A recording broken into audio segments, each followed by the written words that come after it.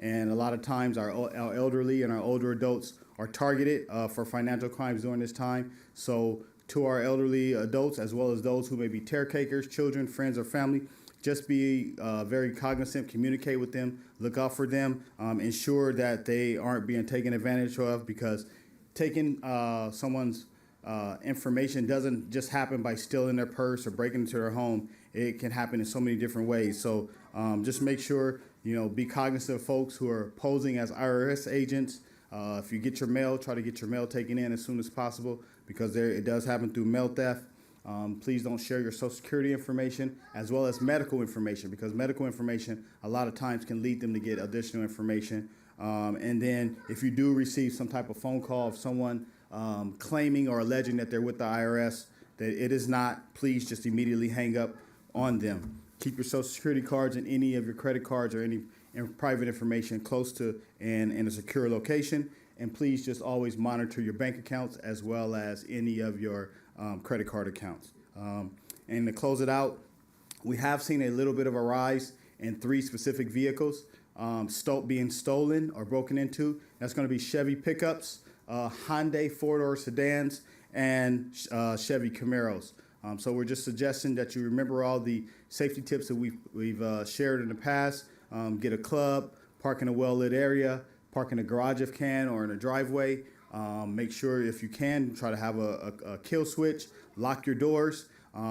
If you do have a Hyundai, I know Hyundai themselves they did have a recall, and so you can reach out to your local Hyundai dealer, and they're adding some additional mechanism onto the vehicles because they found that they needed to do a recall on it, so we are making that suggestion. That's all I have for my report this evening. Any questions of me? Well, just to say thank you, Captain, for all your hard work and for that thorough report. To my colleagues, you have any comments? I do. Councilman? Thank you. Captain, could you enlighten us a little bit about an incident? I heard a report that three perpetrators armed with handguns entered the back of the post office at 213th in Avalon and robbed the post office of trays of mail and packages just recently. The employee of the post office told me about it today. You up to? Can you tell us a little bit about that? Do you have the suspects in custody yet? This is the first I'm hearing of it, sir. So what I will do is make sure myself or Lieutenant Aiello do some follow-up on it, and I'll ensure I get back to you and the entire council to give you an update on it. Would you please, because it's inconceivable to me that they wouldn't report it. They may have, if it did occur, they may have reported it to. They have also law enforcement officers for the U.S. Postal Service also. Or maybe so they did in-house. Yes. In-house policing department within the post office, but they should certainly keep you in the loop. I mean, Yes. you're yards away from where the incident occurred. Yes. Just other side of the wall. You're very, very true. So I'm going to let them know they need to let you know. Well, we'll inquire ourselves also. Would you please? Yeah. Yep. Thanks a lot. Thank you, Councilman Madam Mayor. Captain, the captain that lost his life in the line of duty, was he from our station? Where was he? What station? The deputy. The memorial, the one with the memorial. Oh, the memorial. Yes. Yes. That's going to be Deputy Laviari. He was at our station. I don't have the actual date, but I think it's going to be 1982 or so. Oh, he worked. Yes. Okay. He worked. It wasn't recent, ma'am. So every year we do a memorial just to pay honor and tribute to him and his family. Yes. No, it was not recent. Thank you. Okay. Thank you, Captain. Welcome. Have a good evening. Thank you. Do we have a representative for Chief Bennett from our LA County Fire Department? Actually, thank you, Madam Mayor. No representation tonight. There was an email from Acting Chief Bennett who stated that he has actually been redeployed to another assignment, and so there's going to be for about 10 days another acting chief that will be coming in, but he's going to kind of walk through that, being Chief Bennett, before there is a change in the guard, and so we should have that introduction for the next meeting. Thank you. I'm going to ask my colleagues to join me at the podium for our presentations.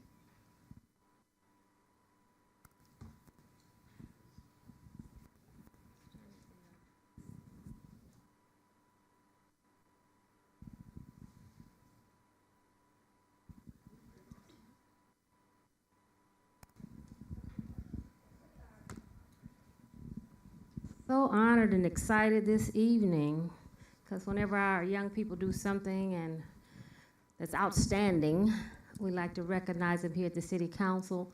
And I'm so honored tonight to have our Carson High School basketball CIF champions in the house. Woo! CIF champions. This is awesome. The certificates are. Where's the coach? Come on down, coach.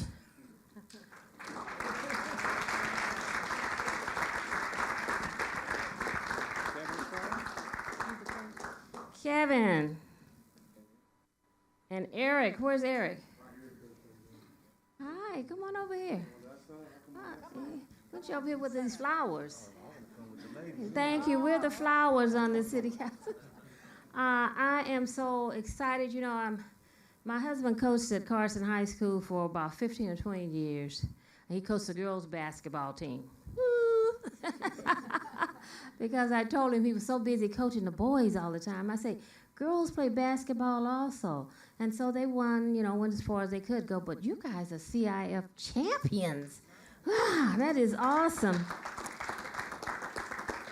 So I'm going to present this to Kevin Shaw, the coach, in recognition of your years of leadership and commitment to promote sportsmanship through being the forerunner of Carson High School boys basketball team and winning the CIF championship. Well, you guys have your own personal conversation? Yeah, we know each other. Oh, sure. That's all right. As him being a community member, I had his daughter in my class when she was a student at Carson. High School. Yes. They have their own sidebar conversation. I'm trying to read a certificate. Well, congratulations, Coach. And it's dated today, March 6th. It's signed by your mayor, Lula Davis Holmes, Mayor Pro Tem Jawan Hilton. MPT, you want to say something? I do.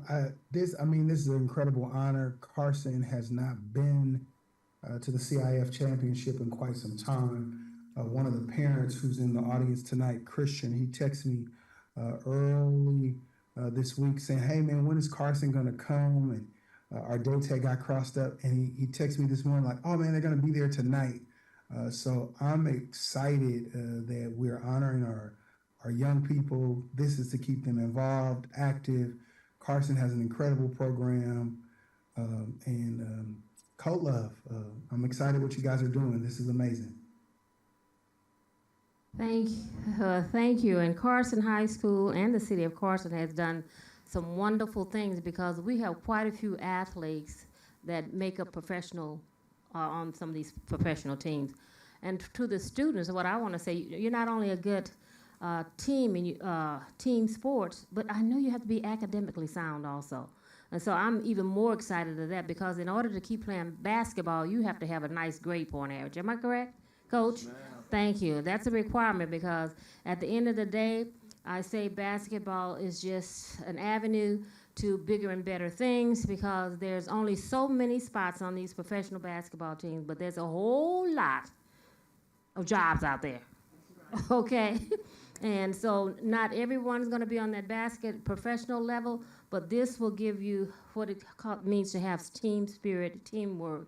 And I'm just so proud that you're here tonight to join us. So, Coach, this is for you. Thank you. And then where's your assistant coach? That's my next to you. Oh, you're right. Oh, yeah. Oh, yeah.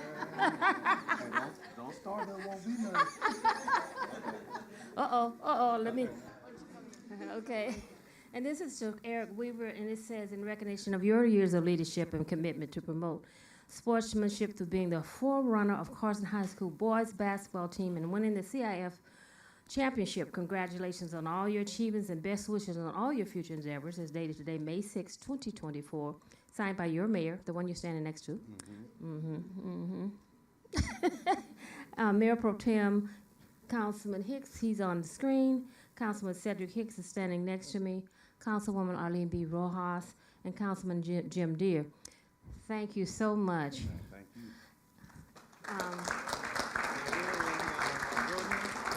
And what?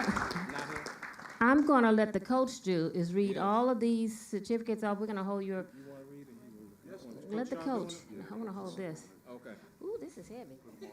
Put Coach on it. I'm gonna put him on the spot. Where's the mic? I want you to call them all up. It says the same thing on all of them, young men, but know your city council is quite proud of you in the city of Carson and the 98,000 residents that reside in this great city. Okay? Coach. Okay, certificate of recognition presented to each one of the team members in recognition of your achievements in basketball and continuing commitment to sports and athleticism. Congratulations on your victory as the CIF champs. Best wishes on your future endeavors from a proud city and a community. March 6, 2024, Mayor Pro Tem, Lula Holmes. No, I'm the mayor. I'm sorry. Give me that certificate. He Yeah, just I'm demoted chased me. out of the city, obviously. We have Ezekiel Harry.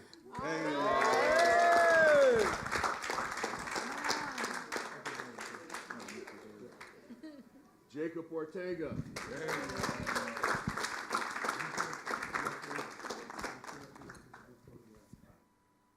Come on over here, guys, when you we want a few in the front. Trail Cannon.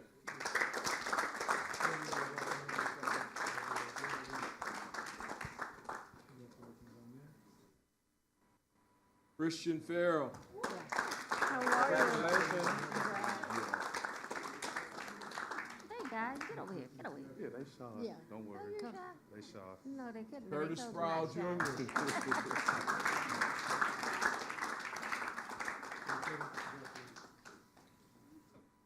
Blake McCall. Jim. Yeah, we can start filling up this side now. He can stay over there. Justin Cooper. Justin.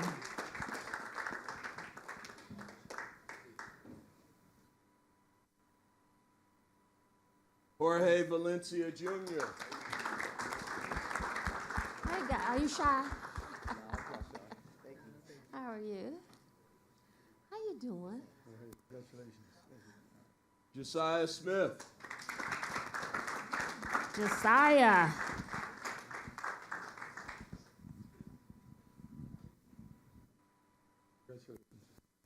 Congratulations. Kingston Gate. Awesome. Why don't you go on the other side to balance it out? Equal number on each side. Gian Hondo. This is a big team. Big team. Congratulations, young man.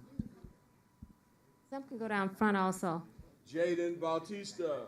Jaden. Hi, Jaden. Congratulations. Some of you come. Last but not least, Philip Perez. Philip, yeah.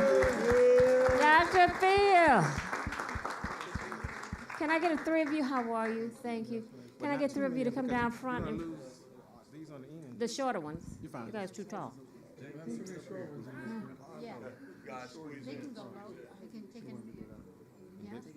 But the problem's gonna be those sitting in the center chair. Come closer. I know. Where's she at? Somebody to hold this one. Okay, one of you guys grab the. Did you want to say something, Coach, about this wonderful team? Here. As has been repeated multiple times, and I never get tired of saying, as a school, as a community, as your coaches, we are very proud of the effort and hard work you put in this year and the dedication to achieve the goal of championship. This is a goal we set for our team at the beginning of the year. We worked hard, stayed committed, went through some rough times, but as an important life lesson, perseverance is needed for you to achieve goals in life. And you guys worked hard and were a model of perseverance this season. Congratulations. You deserve all the recognition that you're receiving. Great job. Once again, I'm very proud of all of you. Yes. And to this village that I see out here, It takes a village to raise a child. And thank you to all you parents, grandparents, uncles, aunts, friends for investing, cousins, what else? Godmothers, for investing in our future. This is our future right here. And they could not do it without your support. So to the village, give your village a round of applause.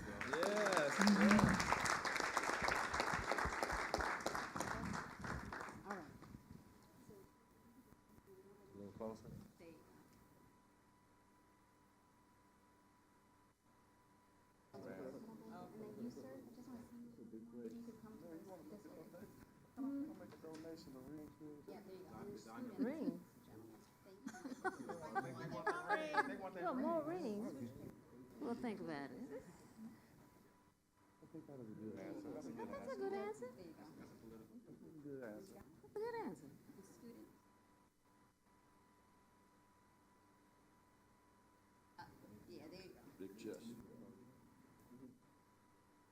My husband remodeled that gym at one time. Sir, I can't see you over there, so can you make your, the one in the back? There you go, just make sure I can see your face, okay? Cold love. Hold down for one moment, and then I'm gonna take one of these. Okay, there you All go. right, paparazzi. Right here. Beautiful right here. And then just make sure the coat, the, it's not blocking your face. Find your window. Yep, find your window, there it is. Ready?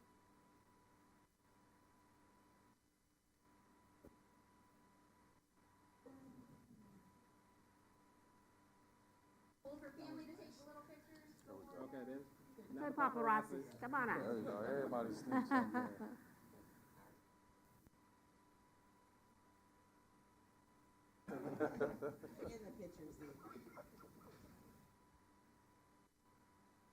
And coach, if you give me the names of all these kids, I'll make sure they get a picture. Okay? So I need to get that. Maisha, it's in the back of Raven. Okay, share that information and we'll send them to the school, okay? All right. Congratulations, you guys. Congratulations. All right, coach, y'all.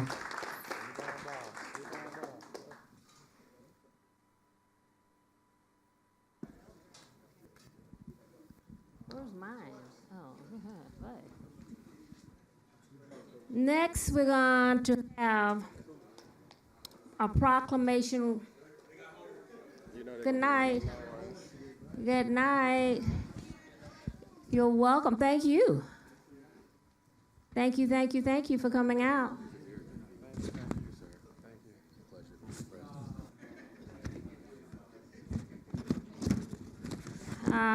A certificate, a proclamation recognizing March as Red Cross Month. Councilman Hicks. Thank you, Madam Mayor. I want to do this proclamation for the Red Cross and Representative accepting on behalf of the Executive Director.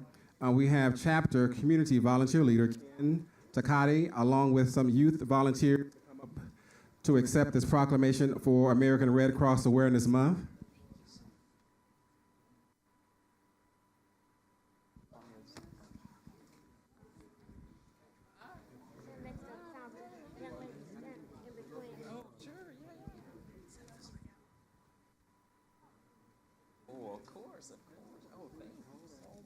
So let me read the... As we celebrate Red Cross Awareness Month here in the city of Carson, whereas since our nation's founding, such seasons of trial and bitter hardship have revealed a core belief as shares as Americans, that when we see our neighbors in need, we will always stand united in helping them get back on their feet. Whereas the American Red Cross has proudly upheld a commitment to serve in the span of generations, founded by Clara Barton in 1881, the American Red Cross became a way to lift up the suffering after Civil War. And whereas the nations of March being declared Red Cross Month began in 1943 with a proclamation from President Franklin Delano Roosevelt. And whereas the American Red Cross is a humanitarian organization led by volunteers that provide relief to victims of disaster and help prevent, prepare for, and respond to emergencies. And whereas the American Red Cross responds to an average of more than 62,000 disasters across the country, from small home fires to devastating massive disasters, thousands of Americans American Red Cross volunteers provide around-the-clock shelter for disaster victims, serving millions of meals and snacks and distributing millions of relief and items. Whereas March is Red Cross Month and a special time to recognize and thank the Red Cross volunteers and donors who give their time and resources to help members of the community. The Red Cross depends on these local heroes to deliver, help, and give hope during a disaster.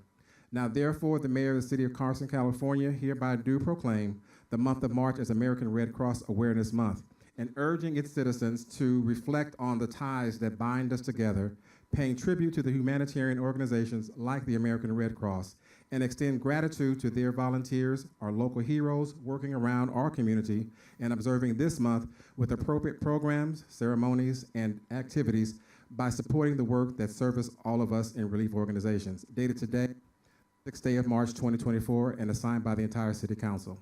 I want to say thank you for the American Red Cross. And again, we couldn't do this because we couldn't pay as many volunteers that I know work for American Red Cross. We go broke. But thank you for all that you guys do.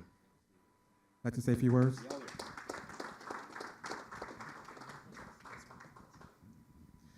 Well, thank you very much. Hey, my name is Ken Takata. I'm a volunteer for the Red Cross. I'm a retiree. One of my jobs, and the job I'm doing tonight, the hat I'm wearing, is as community volunteer leader.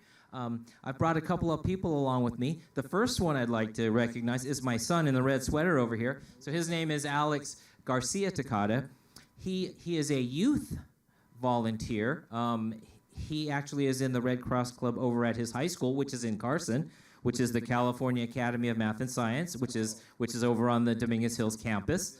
So he's actually in charge of disaster preparedness. I think he's trying to bring some hands-only CPR to his club and his high school students, so that they may be able to save a life someday.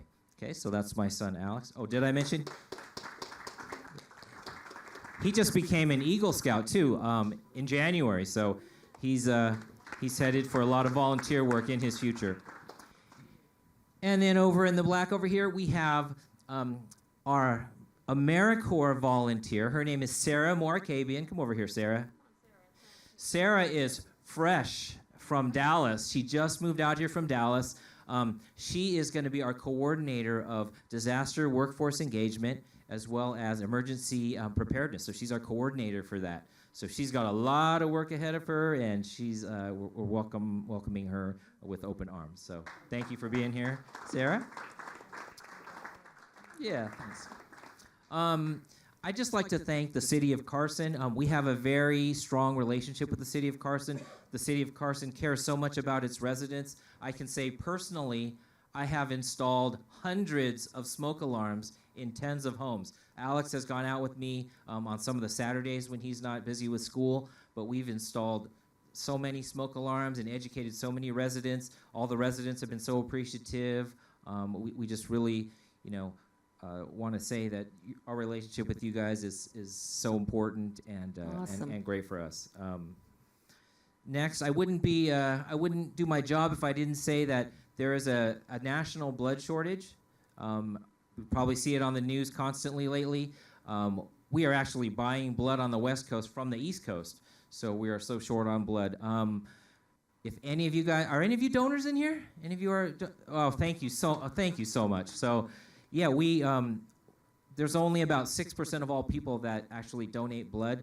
There's such a shortage. If any of you feel so moved or have the time, I heard the sheriff earlier talking about how there's going to be a blood drive here. So if any of you feel so moved, if you feel like you're afraid or you feel like maybe your blood is not good for donation, find out. There's a lot of people with different diseases and things where your blood is still good and you're able to donate. So check it out, please. It's super important.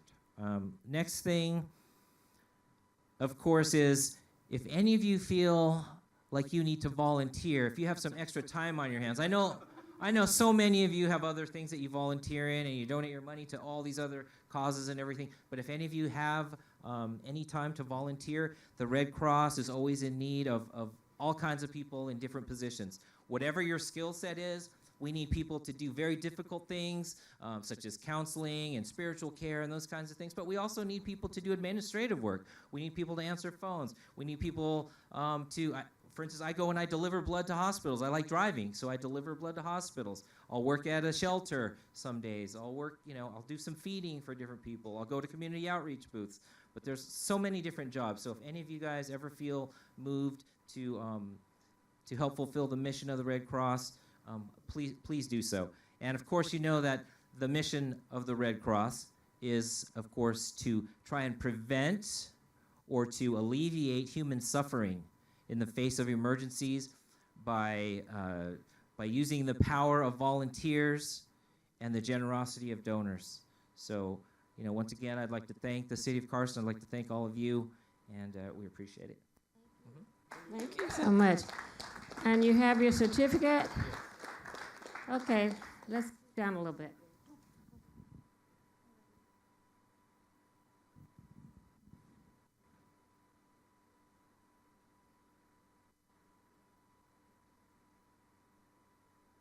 Thank you, thank you. Guys.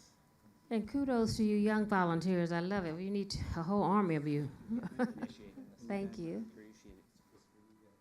Oh, you have gifts for us. Yep, there's some miniature little first aid kits here. They're a Miniature. little bit wet from the rain, but Cute. you I love it. Of course. To Here, staff. we'll leave more up here. You take one, you have to volunteer now.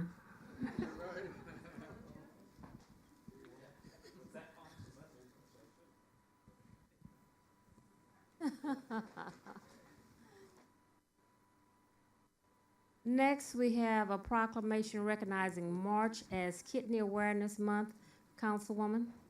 Yes, so we have Michelle. Michelle, there she is. Michelle Obeso Theos. Yes, a resilient Carson resident of 4 years. Thank you. Come front and center, right next to our mayor here. How are you?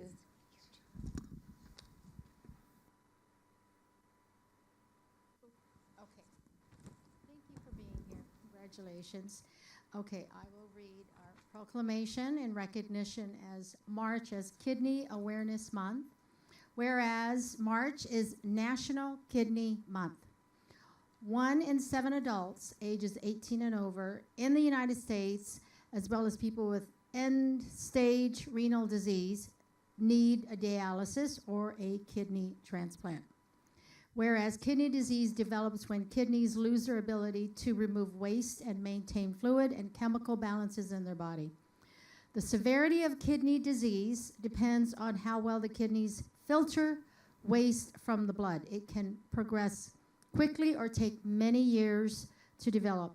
Whereas there are little to no signs of chronic kidney disease that most people are not even aware of that have CKD, chronic kidney disease, until it reaches the later stages, including kidney failure.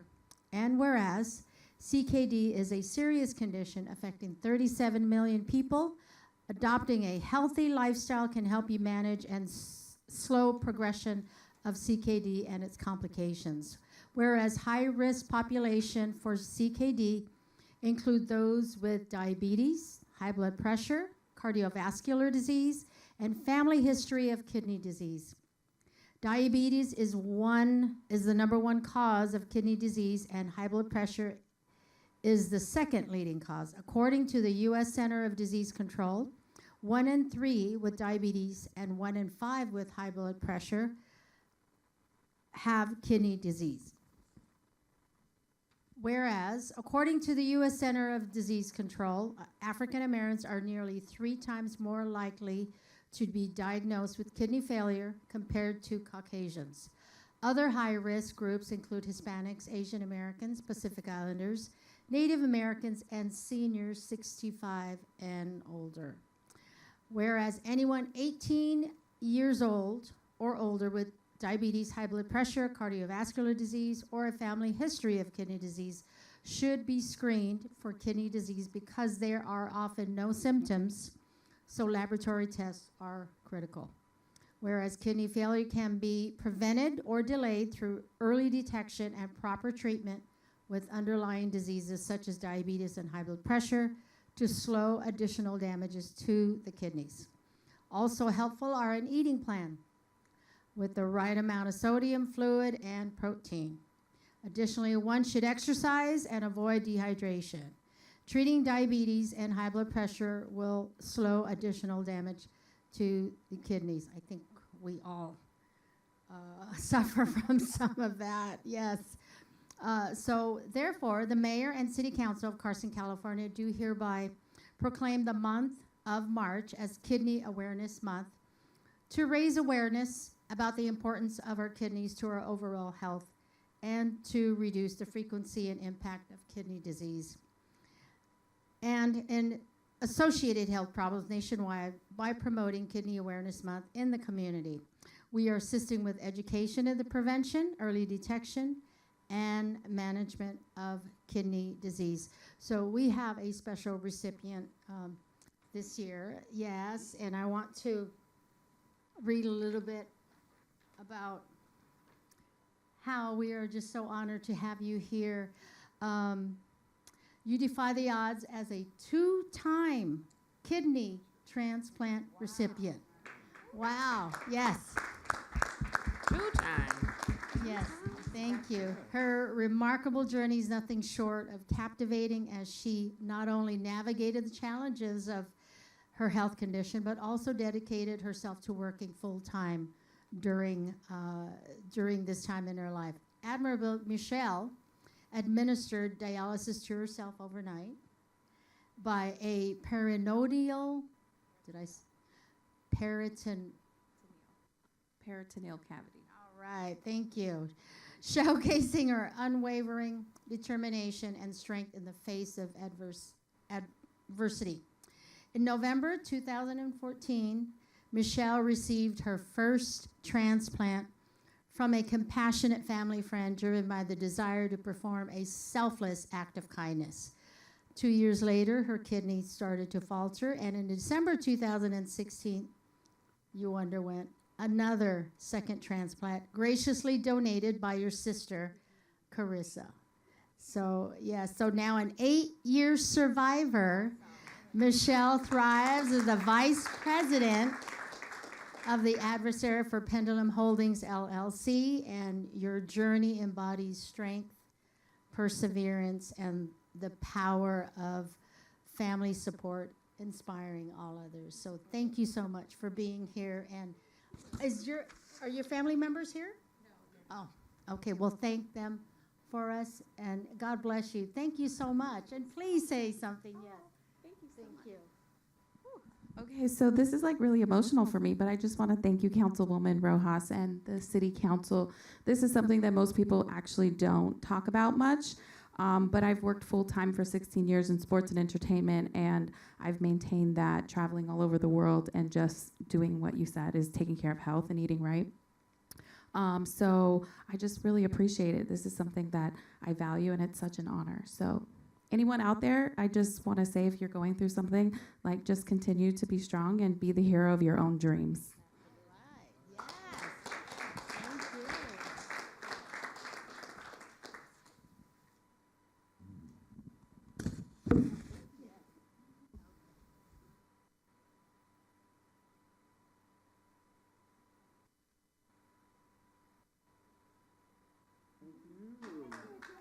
Thank you. Thank you.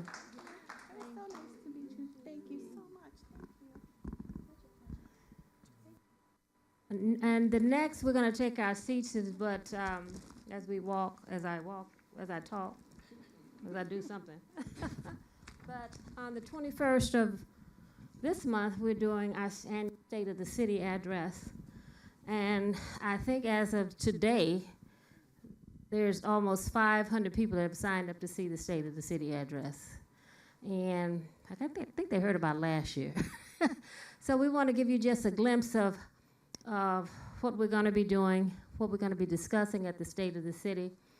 It's not too late to get tickets. I think Maisha has started, or the staff, someone has started a waiting list, but I'm excited about this. I'm excited and just honored to serve as the mayor of this great city.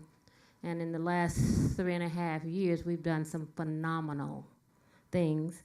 And I just wanted to give you a glimpse. So if you're available on the 21st, 11 o'clock at the Civic Center, stop by. And then you can go and spread the word about what we're doing in Carson. You'll understand why I call it the jewel of the South Bay. And when someone asks you about Carson, you say, why not Carson? That's my city. And so that's what I want you to become as our cheerleaders for the city of Carson, to tell the good story that we've done as a team here. And like I said, I'm just grateful to serve you. Sometimes I always say I serve the people I love, and I love the people I serve. So I'm just excited to be here for 3.5 years. I was on the city council prior to that for about 17 years, and I worked for a number of years. Thank you. Staff.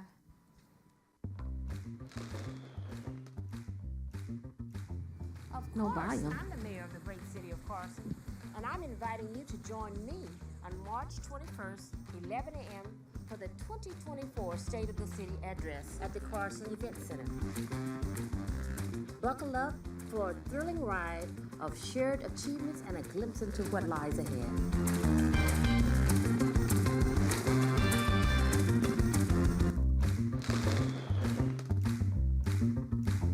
Of course, I'm the mayor of the great city of Carson, and I'm inviting you to join me on March 21st, 11 a.m. for the 2024 State of the City address at the Carson Event Center.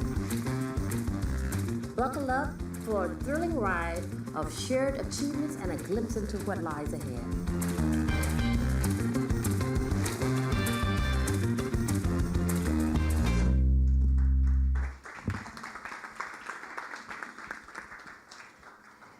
Thank you. So there are still tickets for those of you that's holding on. You can still contact Maisha's it's online registration, right, Maisha? On the city's website? Okay. Well, thank you. Look forward to seeing you on the 21st. Next, we have oral communications for matters listed on the agenda. Madam City Clerk. Thank you, Madam Mayor. We received 3 written public comments for tonight's meeting. All 3 of them are for item 19, which is a public hearing. I also received 4 comment cards for public comment, again for item 19, which is a public hearing.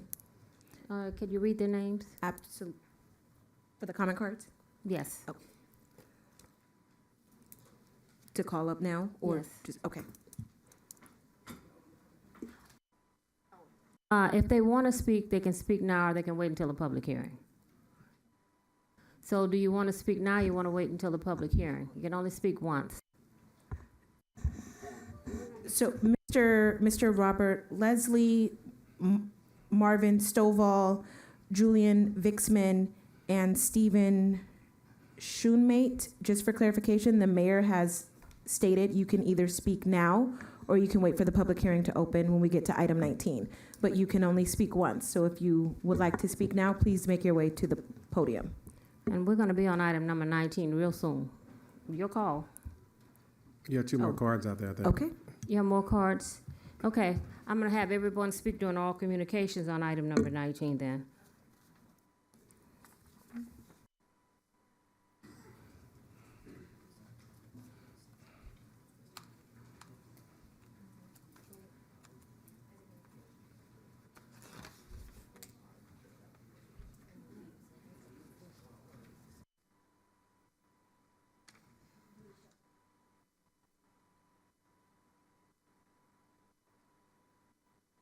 Excuse me, Madam Mayor, apologies. There may be a public comment for another item that's not 19. I'm just getting clarification from the constituent now. For an agenda item. Anyone that want to speak on items other than under oral communications, excluding item 19? Yes, Madam Mayor, we do have a constituent who would like to speak regarding item 12. Item 12?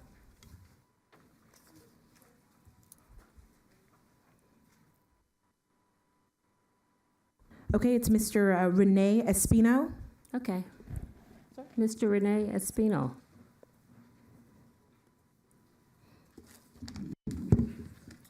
Okay, Mr. Espino, you'll have 3 minutes regarding item 12. Thank you.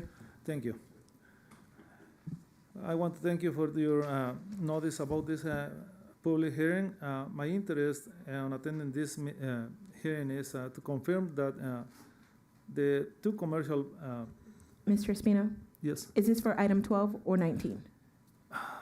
excuse me, I don't have experience on this type of matters. It's totally okay. It's about the new zoning use. Okay, so that's item 19. So Sorry. just a few more minutes. Yes. Okay. Thank you, sir. Okay, let's go to approval of the minutes. None? So moved, Madam Mayor. There's none. Oh, we have no minutes to approve. It's adjourn the meeting, Yeah, okay. that's why. We're gonna call for approval of consent item, calendar items 9 through 17. Motion to approve. Second, It's been moved and properly second. I'd like to pull item number 10. Madam Mayor, Yes. I'll pull item number 12. Items 10 and 12 have been pulled, so we're gonna approve the consent calendar with the exception of item number 10 and item 12 And 13. and 13.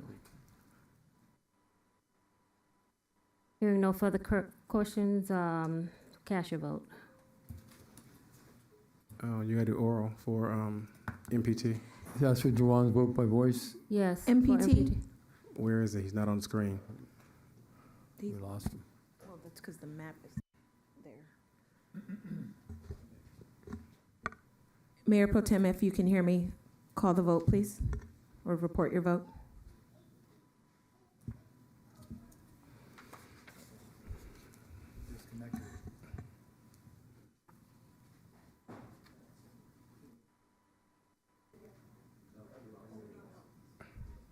What do we say?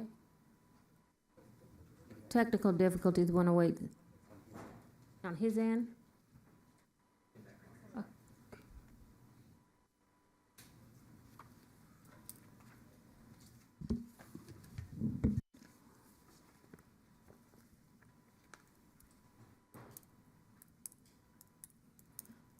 While we're waiting for,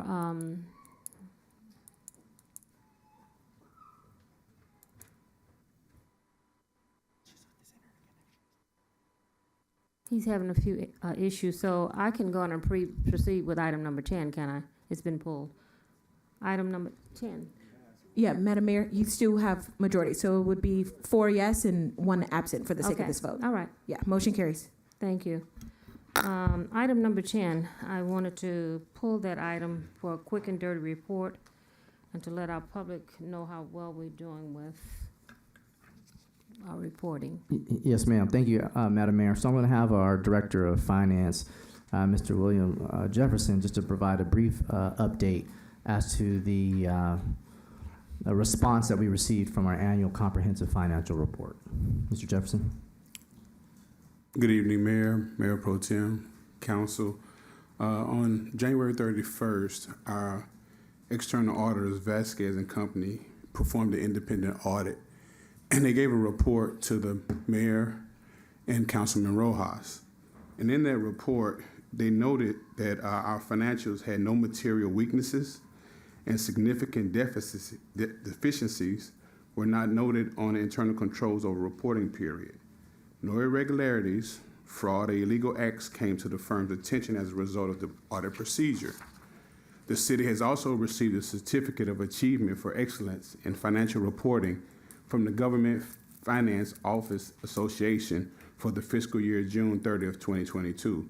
I also wanted to note that the mayor asked a question to the auditors if they had to give a grade on the city's finances. They gave us an A. So I just wanted to point that out, and I also want to thank the staff that contributed, the mayor, the council, our city manager, our assistant city manager, and also the county manager, Ms. Nin, for all participating and helping out with that. It concludes my report. Thank you.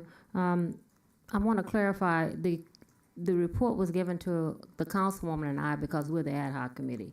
And we wanted to make sure all the Ts were crossed and Is were dotted before it was presented to the entire body. So it wasn't that it was an oversight. We always have ad hoc committees to discuss items of importance to the city, and then we make a recommendation and bring it to the council for their approval and consent. So it was not to slight any council member, it's just that we're on the ad hoc committee. And thank you very much, and thank you for that A rating.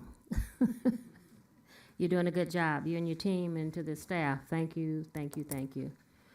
Item number 12, Councilman Deere. Yeah, thank you, Madam Mayor. Yeah, I had a question on item 12 when I was reading the report. First of all, I'd like to thank the staff for coming forward with such a great report, keeping us abreast of all the city projects and therefore the public abreast of those projects. That's really important. And so a job well done to the city manager and his staff. I was looking at exhibit number 3.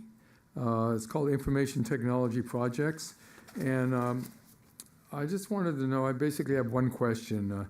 It talks about the Wi-Fi in parks being on hold. And that was our intent a couple years ago to bring forward the Wi-Fi in every one of our parks.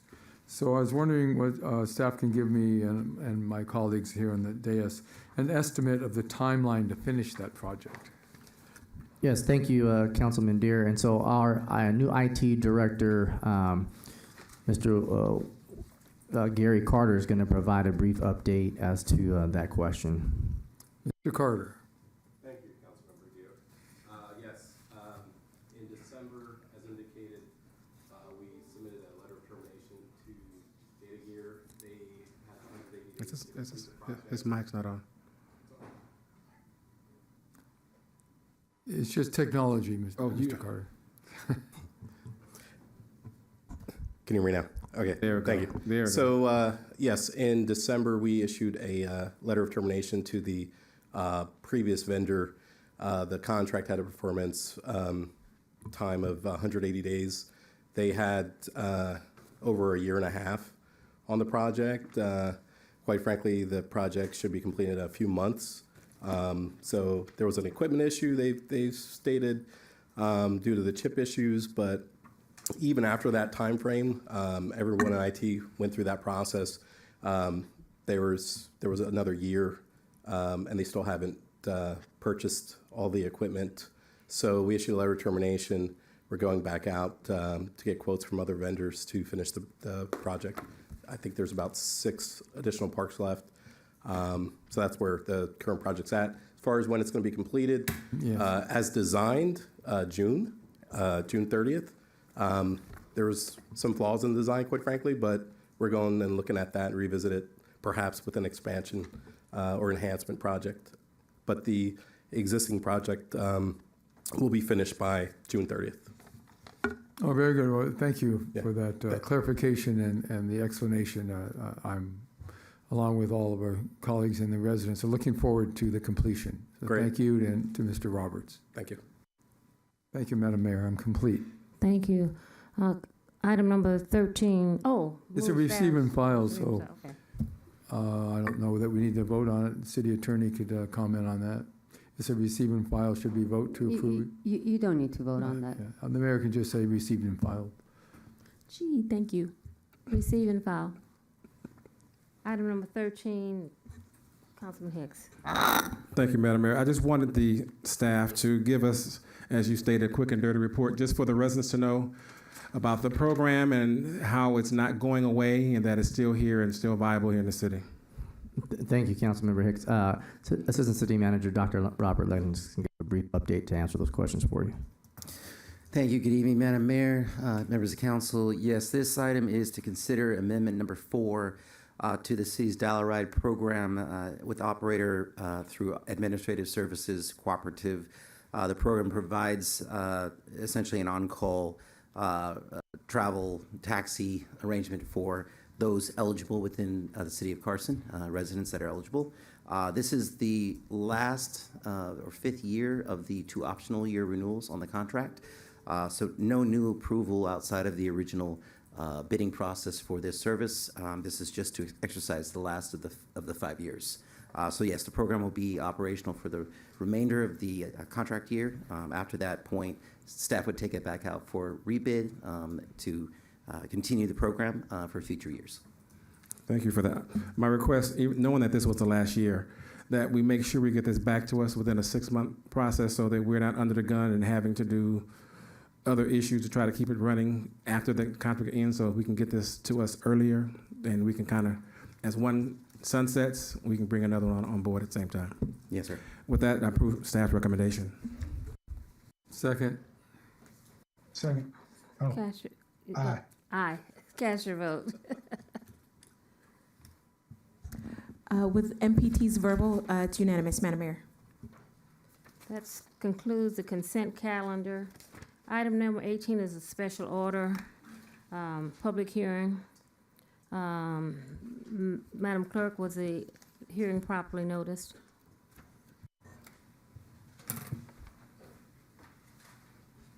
Thank you, Madam Mayor. Notice of public hearing has been given pursuant to applicable law, including but not limited to proof of timely publication received by me. Notice of the applicant was given via email, and that was confirmed by staff, and the agenda posting requirements were met. We did not receive any written communications for this public hearing item. Thank you. We're going to open the public hearing. Staff report. Item 18. Mr. City Manager. Thank you, Madam Mayor. This public hearing is going to be provided as an update via our Assistant City Manager, John Raymond, Economic Development. So, Madam Mayor, this is related to the refinancing for the purpose of doing renovations at the Avalon Courtyard affordable housing project down on Avalon Boulevard. It's a senior project. The public hearings are necessary because under the, it's a federal law, the Tax and Equity Fiscal Responsibility Act, it's called TEFRA, requires that for an issuer of tax-exempt bonds in a municipality, if it's not the local municipality itself, then the governmental, the legislative body or a legislative body in the city has to hold a public hearing to consider the issuance of the tax-exempt debt. And so we are not issuing debt. This is no financial obligation on the part of the city. Avalon Courtyard is having debt issued through the California Municipal Finance Authority. It's a state entity. But because it's in the city of Carson, you have to hold a public hearing. So if you recall, back in December, you approved a couple of loan modification agreements related to Avalon Courtyard. A year or so ago, you approved other agreements related to the Bellagio apartments as part of their refinancing and refunding and as part of their raising capital for undertaking improvements as well. And so the two projects are owned by Thomas Safran and Associates. Some of the financing, some of the proceeds off the Bellagio refinancing are actually going in to help Avalon Courtyard. And so in both cases, the projects are going to undergo fairly significant remodel and renovation to benefit the tenants. I think Avalon Courtyard is 30 years old now. Bellagio is 20 years old now, and this is a time to start reinvesting in the properties. So it's a good thing. They've secured they are in the process of securing the financing through the state entity, and this is a step that has to happen. So with that, I'd be happy to answer any questions. Is the applicant here? No. I told them they didn't need to be here. Oh, okay. So, Madam Mayor, I've got a question for staff. Yes, Councilman. Thank you. I guess it's not so much as a question as, we have residents living in these buildings. It's in our interest as a city government to keep the building healthy, well-maintained, safe, and a wonderful place to live for the residents. So this is a type of partnership that we established many years ago with Tom Safran and Associates. We want to maintain that partnership, so I think we really need to move forward on this tonight. Thank you. Thank you. Is there any public comment on the item? Madam Mayor, none that I've received. None? I'm going to close the hearing then. Council deliberation. Madam Mayor. Councilman Hicks. Yes, to staff, I just had one question in regards to this project at Avalon Courtyard. I know there's other projects that Safford and Associate have. Are they looking at doing all of their developments here for our seniors or low-income housing? Because I think at some point, I think most of Safford and Associates are 20 plus years old in the city, and I just wanted to make sure that we bring them all up to a new remodeled look in the city. So with Safford, I think Avalon Courtyard is the oldest, and I've been working with them for 3 or 4 years on this. Bellagio, we've been working for a couple of years on this, 30 years, 20 years. Gateway across the street is, I think it was 2009, so it's probably 15 years. In tax credit projects, there's the compliance period that's 10 years, and so you can't resyndicate or refinance those. I think it's the first 15 years. I could be wrong. It might be 10 years, but I think it's 15 years. 15 years. And that's why they run through the tax credit award process for 15 years, and then they can resyndicate, bring new investors in, and refinance the project. So they might start talking about Gateway, which is the one right across the street, the senior apartments. As far as what else they own, Veterans Village is 4 years old. I think they got their C of O in December of 2019. So they're four years old. Well, my main purpose for the question is just to make sure for staff that we have them on our radar. So it's an automatic process. If it's 15 years, if it's 10 years, we should automatically start the process so it doesn't take 2 or 3 years, as you said, to get to this point now. Because our residents are important to us, and these are our seniors, these are our low-income housing individuals who are, as you limited in the income, but they shouldn't have to live in a substandard location. Absolutely. So, if you recall, a couple of years, probably 5 years ago now, we worked with Carson Terrace, which is a different owner, and they were going through the kind of refinancing, recapitalization process there. I think we used some housing authority money on that as well, and they did a renovation there. And so all of these, that's kind of the drill in affordable housing, in that they have the rules under the tax credit process, and then they'll start knocking on your door in about 12 to 15 years and want to refinance and redo that. But the good news is that the sophisticated affordable housing developers, this is what they do, because they're in it. They have 55-year covenants. They have to own it for a long time, and this is, they're the better owners of the property to be owning and managing property in your city. Yeah. Well, Thomas Safford and Associates, they have always been on the top echelons of doing nice for our residents in the city. So I didn't expect anything less from them, but I'm just glad they're coming before us to get this done now, so that we don't look at having slumlords in our city. We don't even start that process in the city of Carson. We would have done Bellagio probably a year ago, but the interest rate environment went crazy, and they had a whole pro forma in 2022 and ready to go, and then the financing market just went. And interest rates and everything, it put a hold on a whole lot of people. Yeah. But thank you for that. I'm complete, Mayor.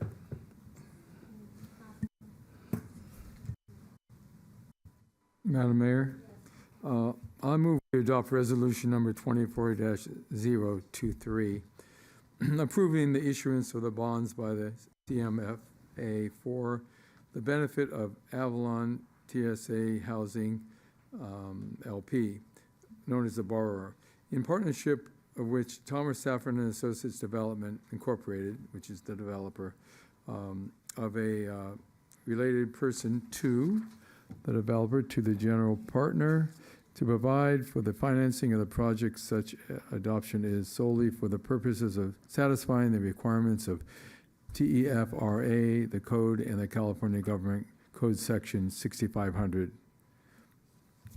Second. Been moved and properly second. Please cast your vote. Yes. Yes, MPT. Yes, Madam Mayor, with MPT's verbal, the vote is unanimous. Motion carries. Item number 19 is another public hearing.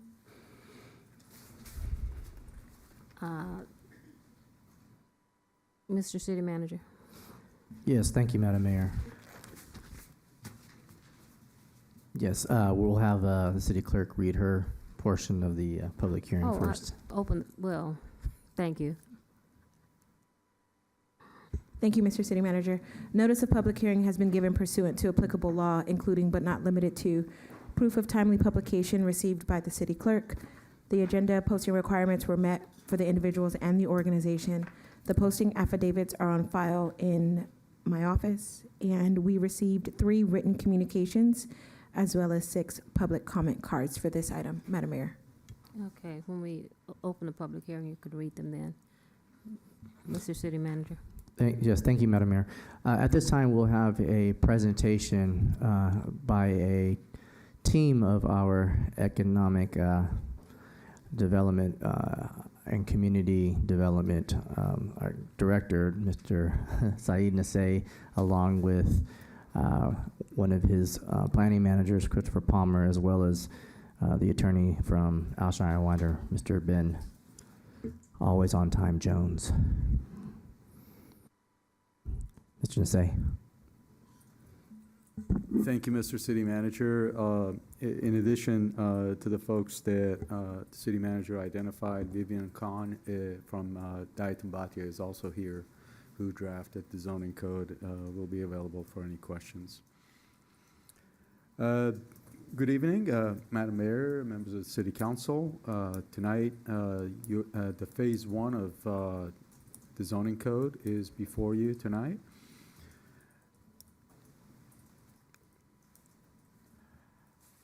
This is the zoning map that is proposed to be adopted. The zoning code, phase 1, includes all the colored areas, and the areas of the city that are not colored and they're white, they are included in phase 2. So all the zoning code regulations that we're going to talk about tonight, it pertains to the colored areas, which includes all the residential zones and all the mixed-use zones, including downtown mixed-use, flex district, only those areas that are have housing allowed in the housing element to meet our RENA requirements, and also the corridor mixed-use.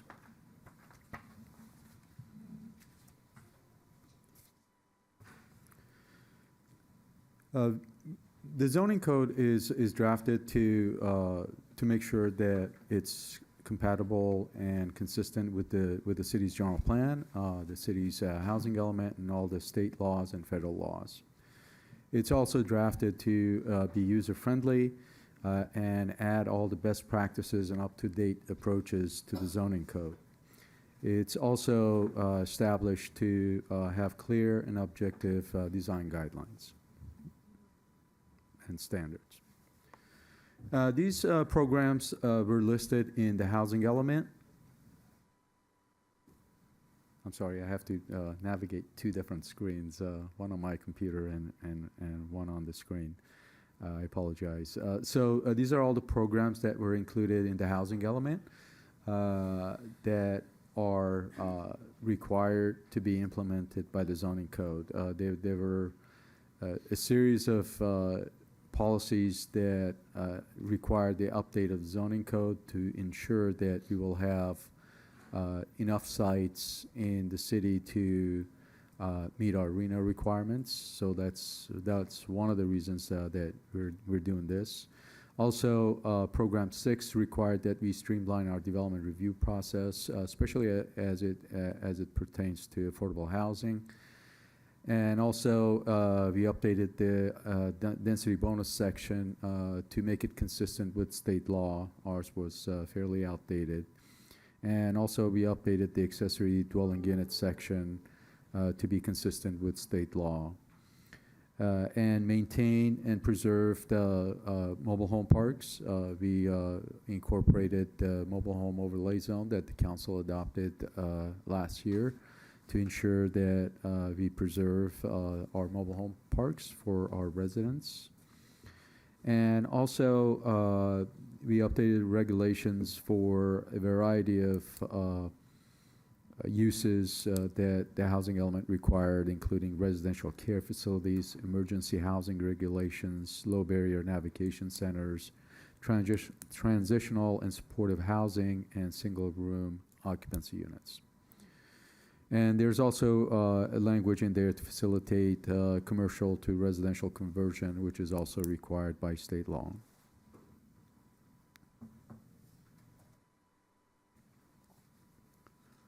The general regulations included in the zoning code include site design and development standards, like parking, landscaping, screening, and dealing with noise. There's specific regulations included in the code. There are over 60 of them that include accessory dwelling units, alcohol sales, which will be dealt with in the second phase, and community assembly areas, including religious assembly, convenience and discount stores, and non-conforming and signs would be also included in phase 2.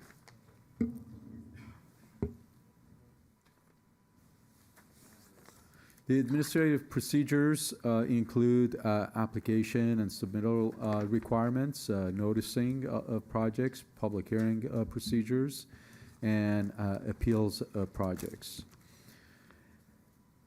The development site plan review is an application that is mainly approved by the director. Those are for development projects that are permitted in the zoning code, are permitted by right.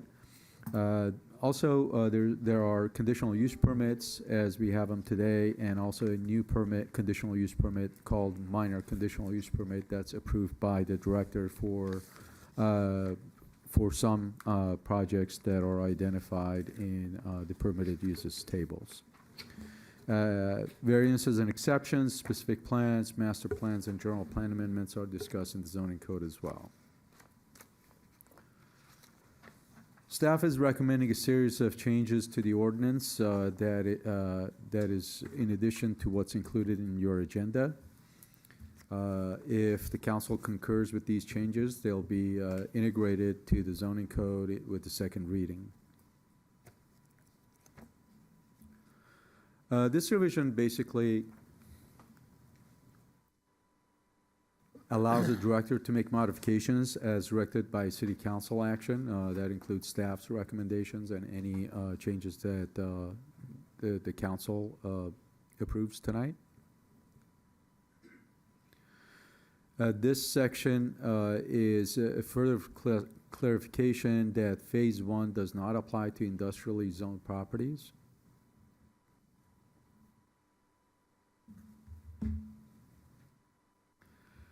This deletion will result in prohibiting heavy auto repair in DMX and CMX. DMX is downtown mixed use, CMX is corridor mixed use, and prohibiting light auto repair in DMX and requiring a minor CUP in CMX.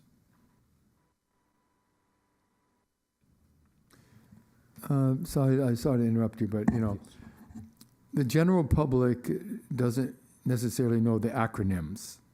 So I know you outlined it, but would you please outline it for the television audience so they know what MCUP means, Yes, and so forth? Of course, thank you. Yeah, please. Thank you.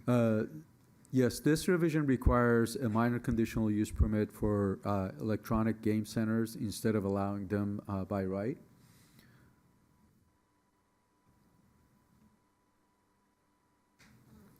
Sahi, can you go back to slide 3 and that's where the confusion, I think it was number 3. There it is, GMX, CMX. Go over that one again. Okay. So this deletion will result in prohibiting heavy auto repair in downtown mixed use, and downtown mixed use is basically throughout Carson Street, between the 110 freeway and the 405, and also along Avalon, mostly north of Carson Street, and between Carson Street and the 405. So that's mainly the area for downtown mixed use. And corridor mixed use is kind of scattered all over the city, where most of our commercial areas are small commercial areas, not the big centers. And so major auto repair will be prohibited in these areas, and we're also prohibiting light auto repair in the downtown mixed use, and we require a minor conditional use permit in corridor mixed use. And minor conditional use permit, just a reminder, it's a conditional use permit that's approved by staff. And the uses that are there right now, if there are some in the area? Yeah, these are only, these only apply to new ones. Thank you. Yes, the businesses that are there now and are operating, they can continue to operate. We will deal with that with the second phase. That includes a non-conforming uses section. But that's our intention to let legal businesses that were obtain proper permits to continue to operate in the future.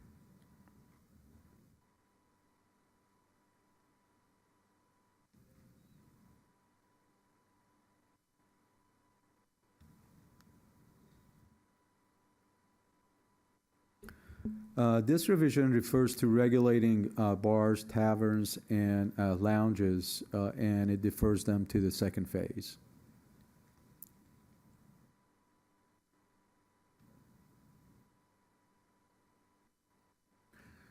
Again, this proposed revision adds existing code regulations to brew pubs, tasting rooms, wine bars, as well as requiring a minor conditional use permit if the use is located within 100 feet of residential.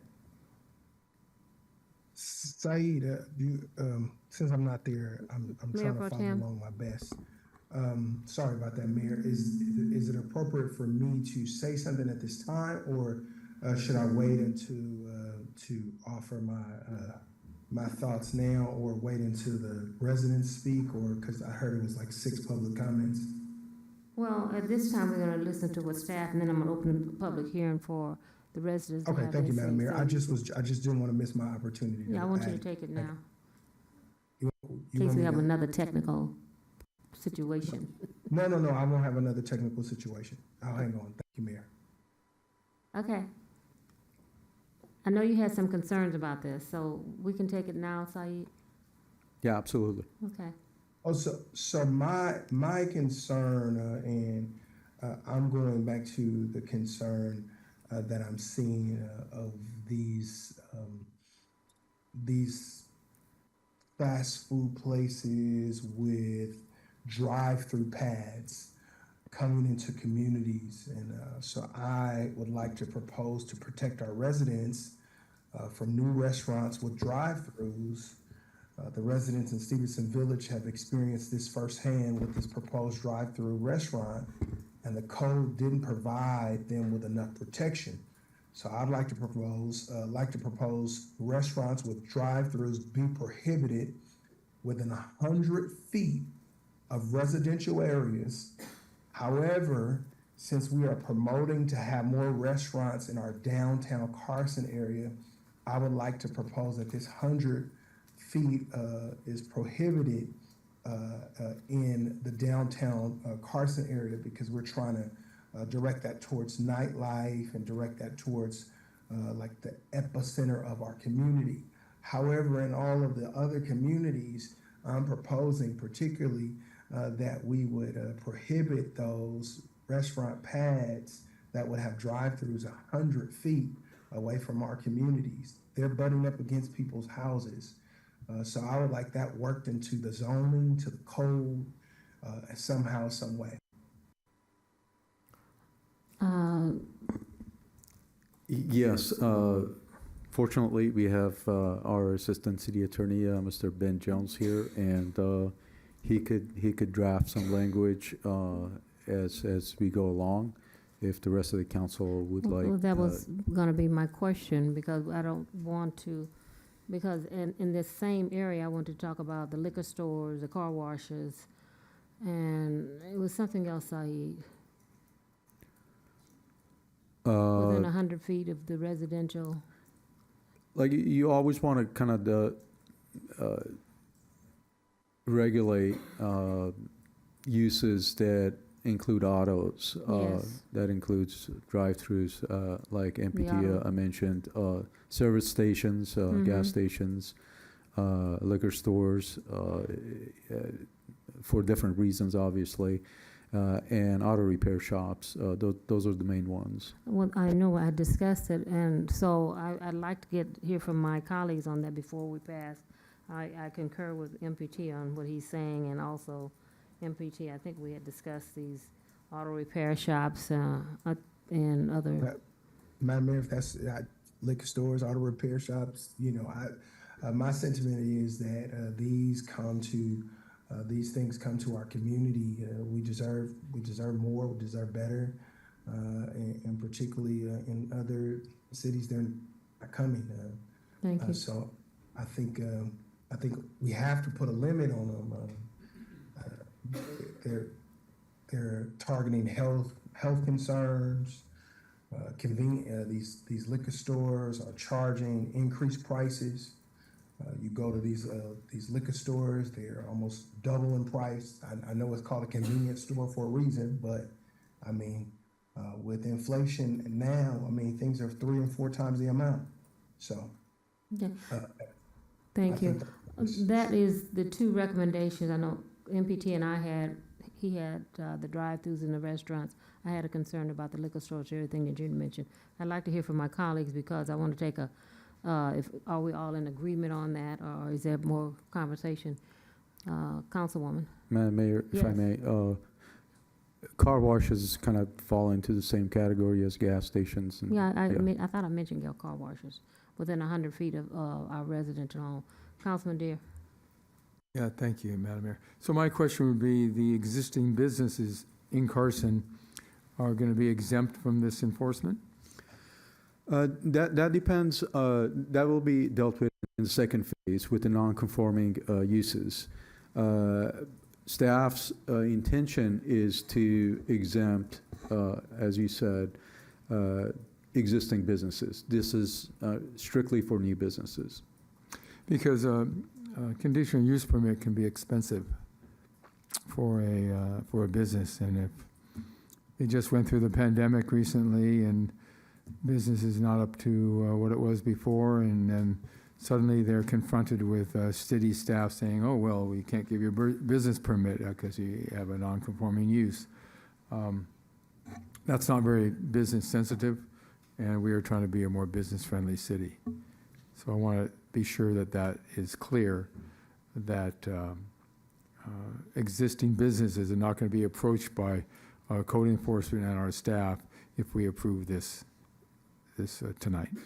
Absolutely, and that was a general direction that the council gave staff during the general plan approval.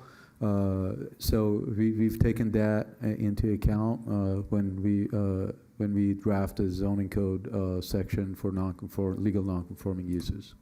Okay, well, I'm satisfied. Thank you, Madam Mayor. Councilman Hicks? Thank you, Madam. My concern is, my colleagues talked about it. I guess for like services, say there's already a drive-through on a corner, and that drive-through changes ownership and it becomes a different franchise. Is that permitted? Will the new franchise not be able to go in that same location? I mean, I'm not trying to answer your question, Cedric, but I'm talking about trying to put like a new drive-through in a new place. But if it's like for like, I'm not against it. If it's already there, I'm not against it. If it's already a convenience store there, I'm not against it. I'm just saying all of the new ones that's trying to pop up against our developments. I hear what you're saying. I got that part about the new ones, but my concern is those that are already here.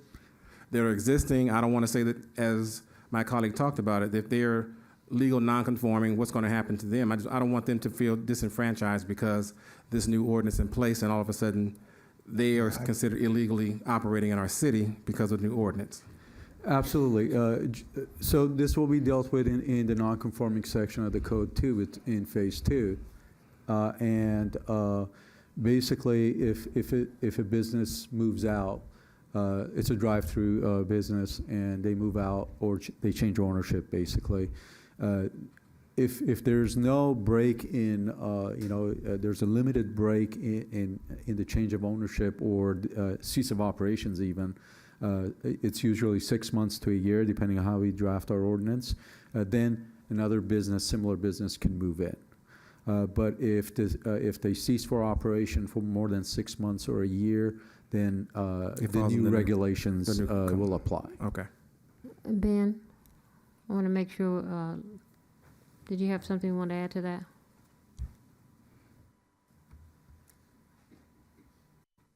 Yeah, so I agree with Mr. Nase.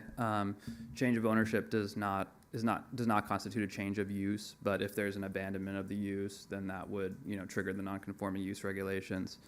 I can suggest some changes to implement what I've been hearing from the dais in terms of the fast food restrictions and the car wash and the auto repair. If you'd like, I can suggest how we could change that.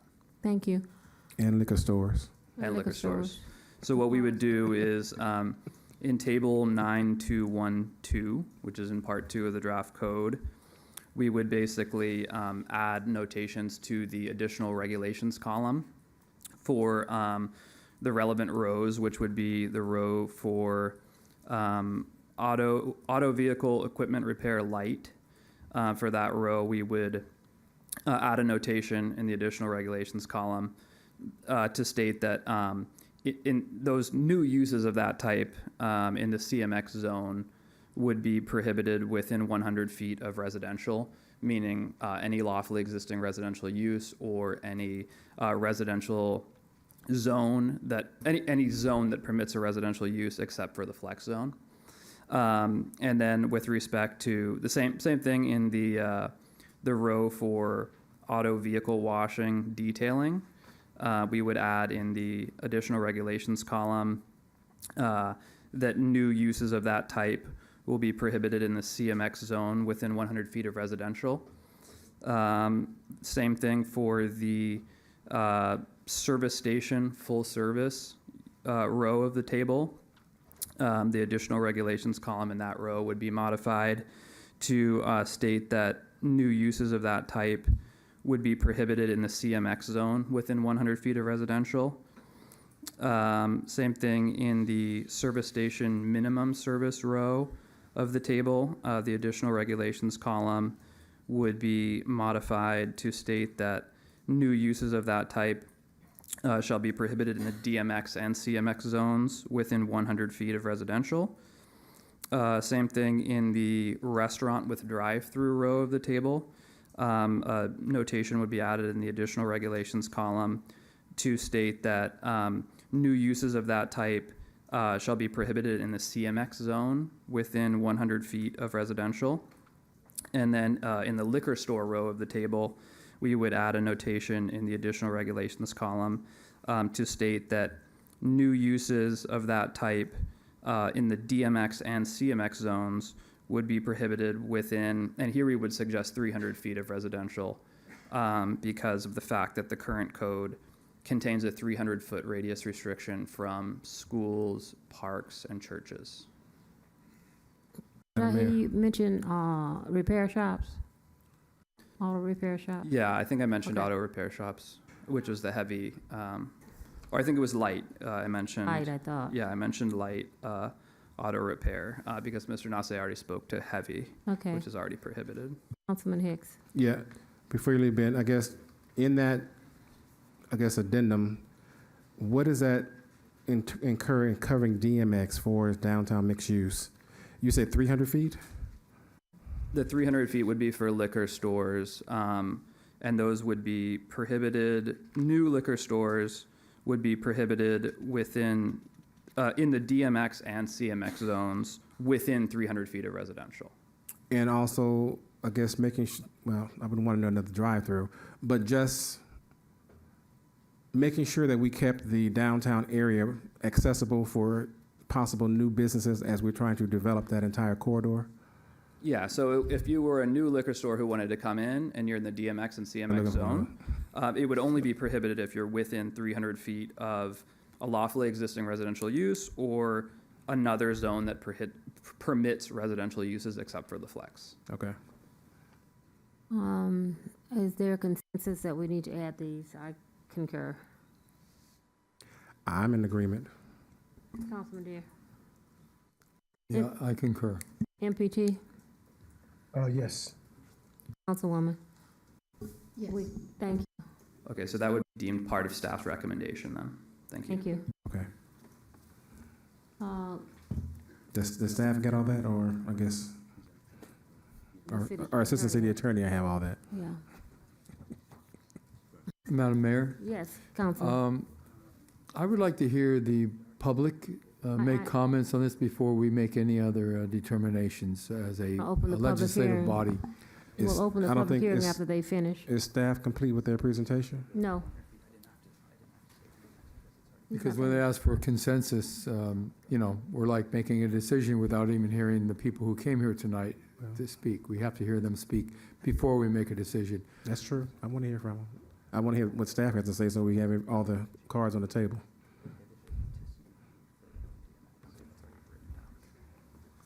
We're waiting on you. Sorry about that, sidebar. So I think we went over this one. This is changes the existing code regulations. I'm sorry. It adds existing code regulations to brew pubs and tasting rooms and wine bars, as well as requiring a minor conditional use permit within 100 feet of residential. And the existing Can we code. get your presentation back on the screen again? Oops.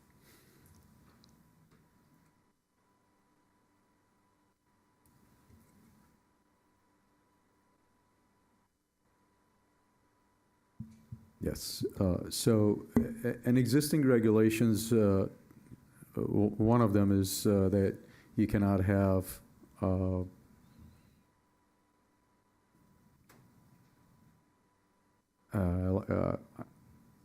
I lost my train of thought on that one, but so whatever the existing code regulations are for these type of uses, we'll have, and also minor conditional use permit if within 100 feet of residential.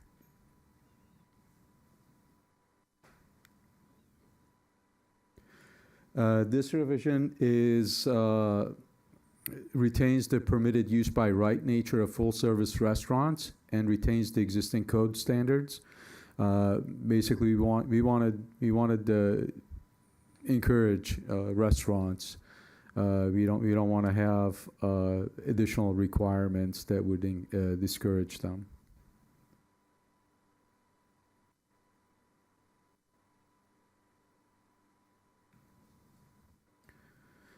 This revision requires a minor conditional use permit for restaurants with drive-thrus in the downtown mixed-use district.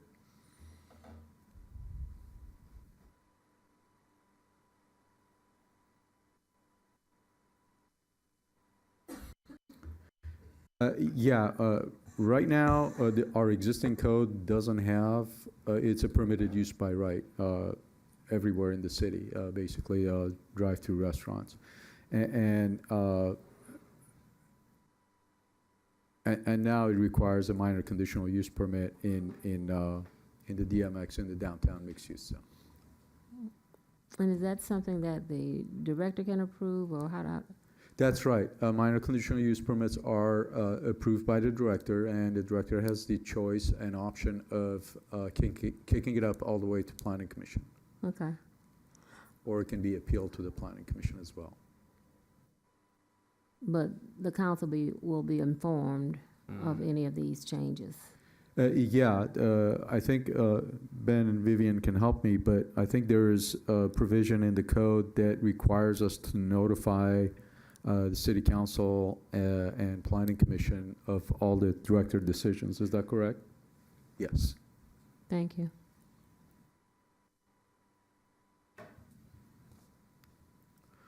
Number 9, this revision adds existing code regulations to breweries, microbreweries, as well as requiring a minor conditional use permit if they're within 100 feet of residential. So it just adds additional protection for the residents, and also because we like these type of uses, it's a minor conditional use permit. Again, it doesn't have to go through a long process through approval for planning commission. You had a question?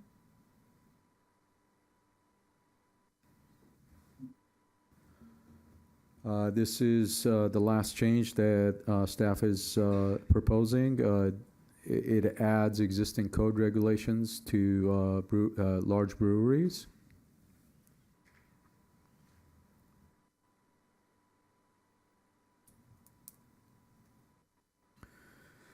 So this. To the mayor, I have a question. Yes, Councilman. Thank you. How do you define a microbrewery from a large brewery? For instance, on Main Street, there was a brewery that shut down right next to a corporate yard, microbrewery, and then a mile or so, or 3/4 of a mile north of there's the Southern California Vibes.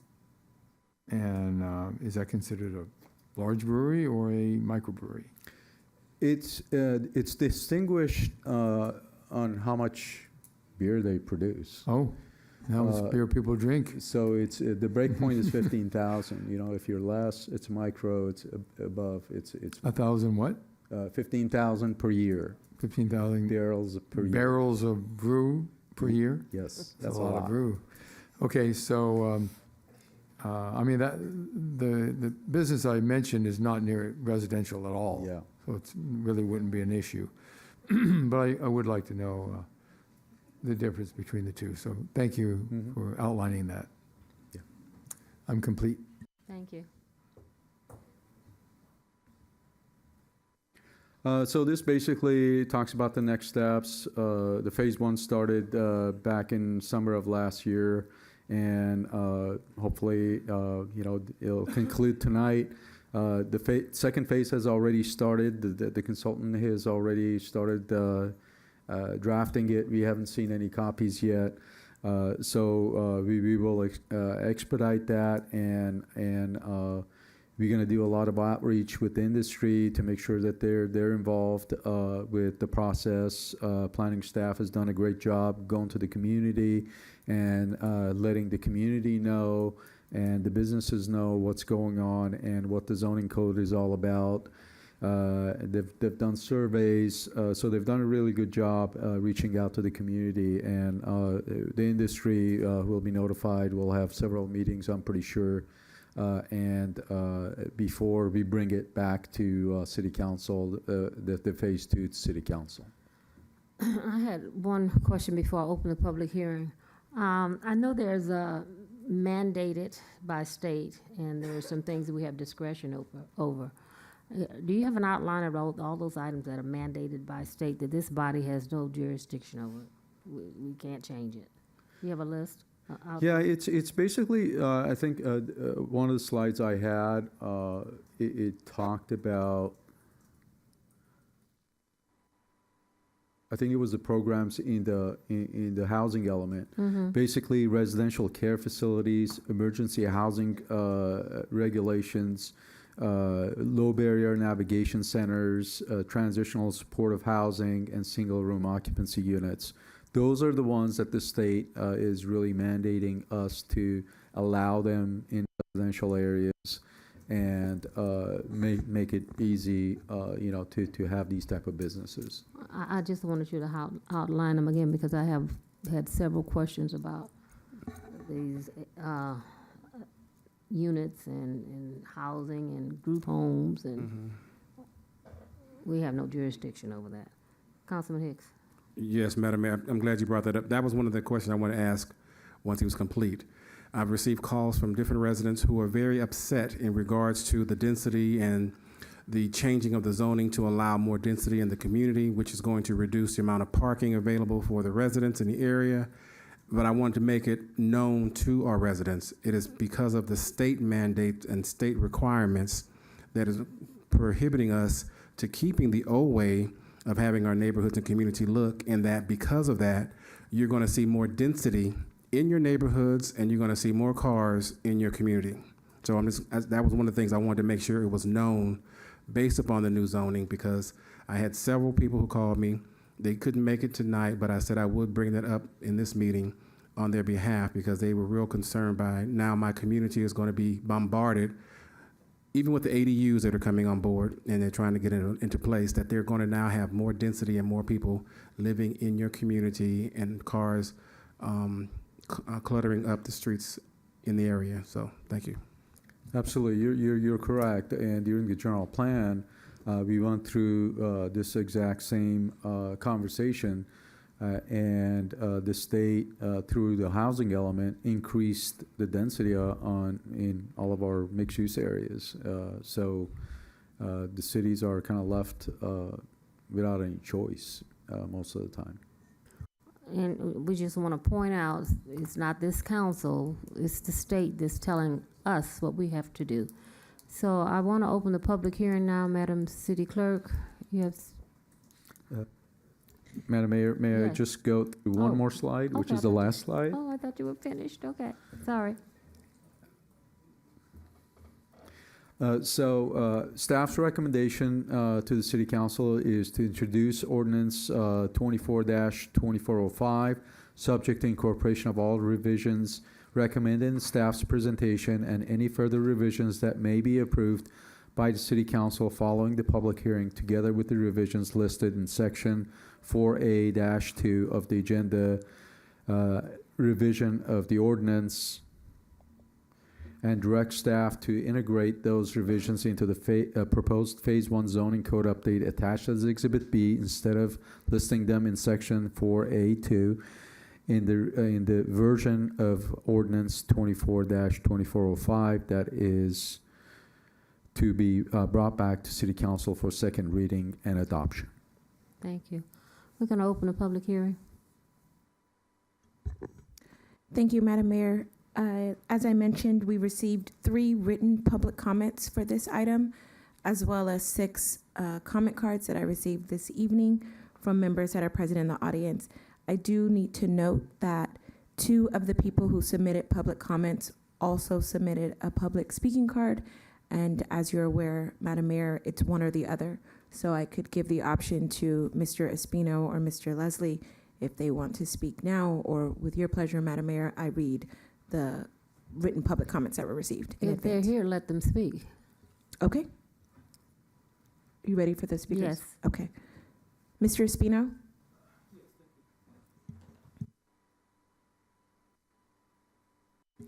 Good evening, sir. You'll have 3 minutes. Good evening, thank you. My name is Rene Espino, and myself and my son Aaron Espino, present here, we own Evora LLC. He's a shareholder in my company. It's our interest on attending this hearing is to confirm that the commercial use of the 2 properties we own in one in 20912 South Main Street, and the second one in 20734 South Main Street. We hope that we would like, it's our interest to find out that they're not, the use is not modified in a way that we would not be allowed in the future to build and use our properties for the purpose of the landscape construction business. I want to let you know that before buying these properties, my real estate agent contacted the proper department here and confirmed that the property at 20912 South Main Street was a manufacturing light commercial, and my business would be allowed. And for the second property at 20734 South Main Street, which is the corner of Torrance and in Maine.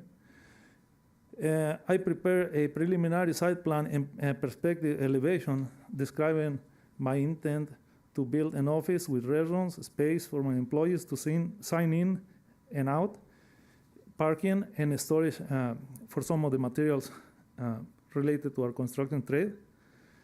I submitted this to planning department and received written confirmation via email that my proposed use and scope will be allowed since this property is zone ML-D, manufacturing light with a design overlay. It will be approved after the construction I propose would be approved after proper plans would be submitted. That confirmation I received helped me to decide on buying these properties, this second property as well. I plan to apply for proper permits and start construction as soon as I have paid off these two properties. Actually, paid off the first one, and I plan to build what I was informed I could as soon as I have paid off the second one and get my financial resources for it. The property number 1 parcel ID is 7336017-032. The property number 2 is parcel ID 7336. Madam Mayor, that's 3 minutes. Thank you. Staff, city manager. Yeah, thank you, Madam Mayor. So those specific properties that were listed and the information that Mr. Espino received sounds like that was something that planning was able to handle as far as providing the necessary information and update. I don't know if there's any specifics that we can actually mention at this particular time. I'll turn that over to our Director of Community Development, Mr. Saeed, to say if there's anything else that needs to be added. Yeah, a couple of things. Without knowing all the details about the operation, it's my understanding that you have an existing operation right now, and you would like to expand it in the future? No, it's our goal to Come to the mic, please. His time is up, and Normally we don't do this. so the properties have no construction, no restrooms, power. Is it vacant now? They're vacant. We are using to park some of our vehicles, but again, as soon as I am in position to build, I would like to apply for the type of construction I asked before. To the staff and to our resident. Said, could you guys meet off, because we're not gonna be able to discuss that here tonight. Get Mr. Saeed's number. He will be in contact with you, and you can further explain to him what it is that you're proposing, okay? Yes, I submitted. I know, but your time is up. Saeed will work with you on that. Oh, thank you. And there's a planning manager right there, Mr. Palmer. Mr. Robert Leslie?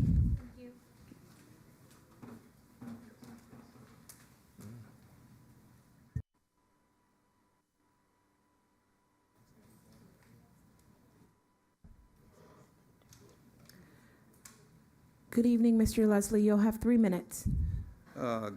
Before we get ready to get started here, Madam. Yes, Mr. Leslie. Mr. Mayor, before we start here, I just want to get some clarity real quick. Are we here on the general plan of the phase 1 for the first reading for that testimony here for the residential compliance for this item 19 for zoning?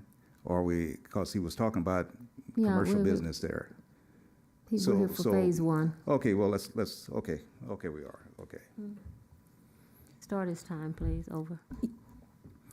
Well, good evening, council body, as well as to the staff, Robert Leslie. I'm here this evening to get some clarity here because I understand clearly that the staff or the lead agency, which is the city, had to file a negative declaration in order to go forth to be in compliance to the state law for the housing, community housing project and program itself.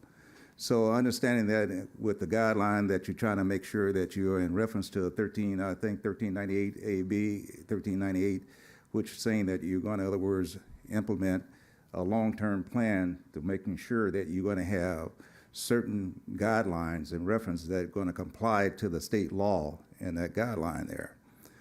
Well, when you make a negative declaration there, then therefore you're saying that we're going to exempt CEQA or the conditional use permits. If you do that, you should know that CEQA and the conditional use permit are vital and essential to the welfare and the impact that's going to happen to the community. If you leave that particular section out, or if you revise that and don't have any guidelines to sit there and have a safeguard, we're going to have an issue that you're going to have these different type of thing up in the SB 9, the SB 10, to come in here without any type of guideline or regulation and making sure like your ADUs or any other type of projects that you're going to bring into the community. Because you know we have various projects that's going to be proposed and projected to come here in the community.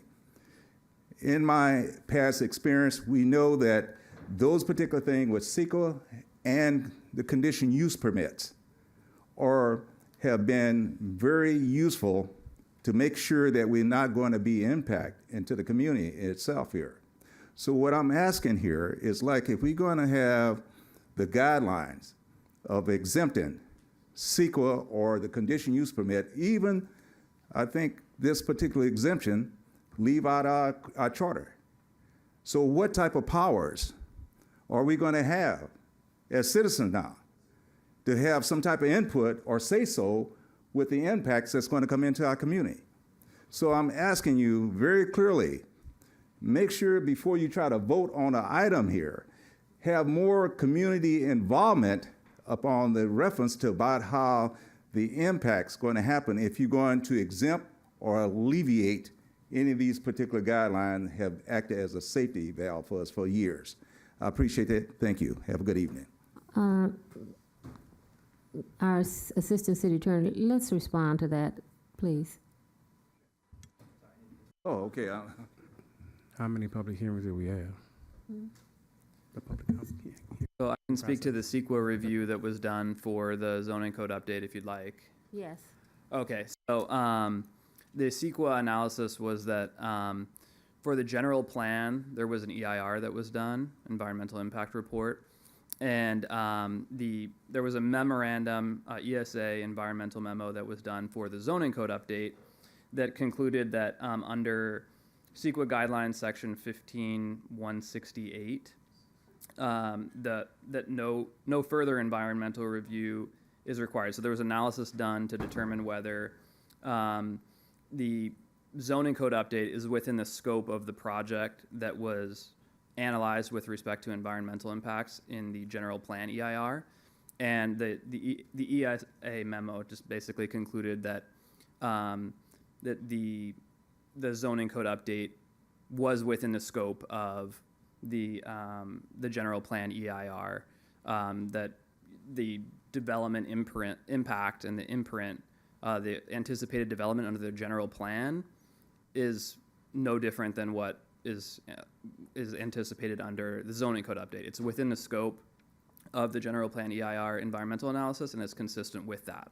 So with that analysis, there's no further environmental document that's required for the zoning code update, but that doesn't mean that individual projects that come in after the zoning code update won't have to go through environmental review. They will. So that environmental analysis is just with respect to the code update itself and the zoning map update. So once the updated zoning code is in place, projects that come in for new development on a project by project basis will still have to go through the CEQA review process just like now. Thank you. No, you could talk to our attorney. No, you had your 3 minutes. Okay. Okay, let's talk to our attorney. Thank you. Madam Mayor, the next speaker would be Mr. Marvin Stovall.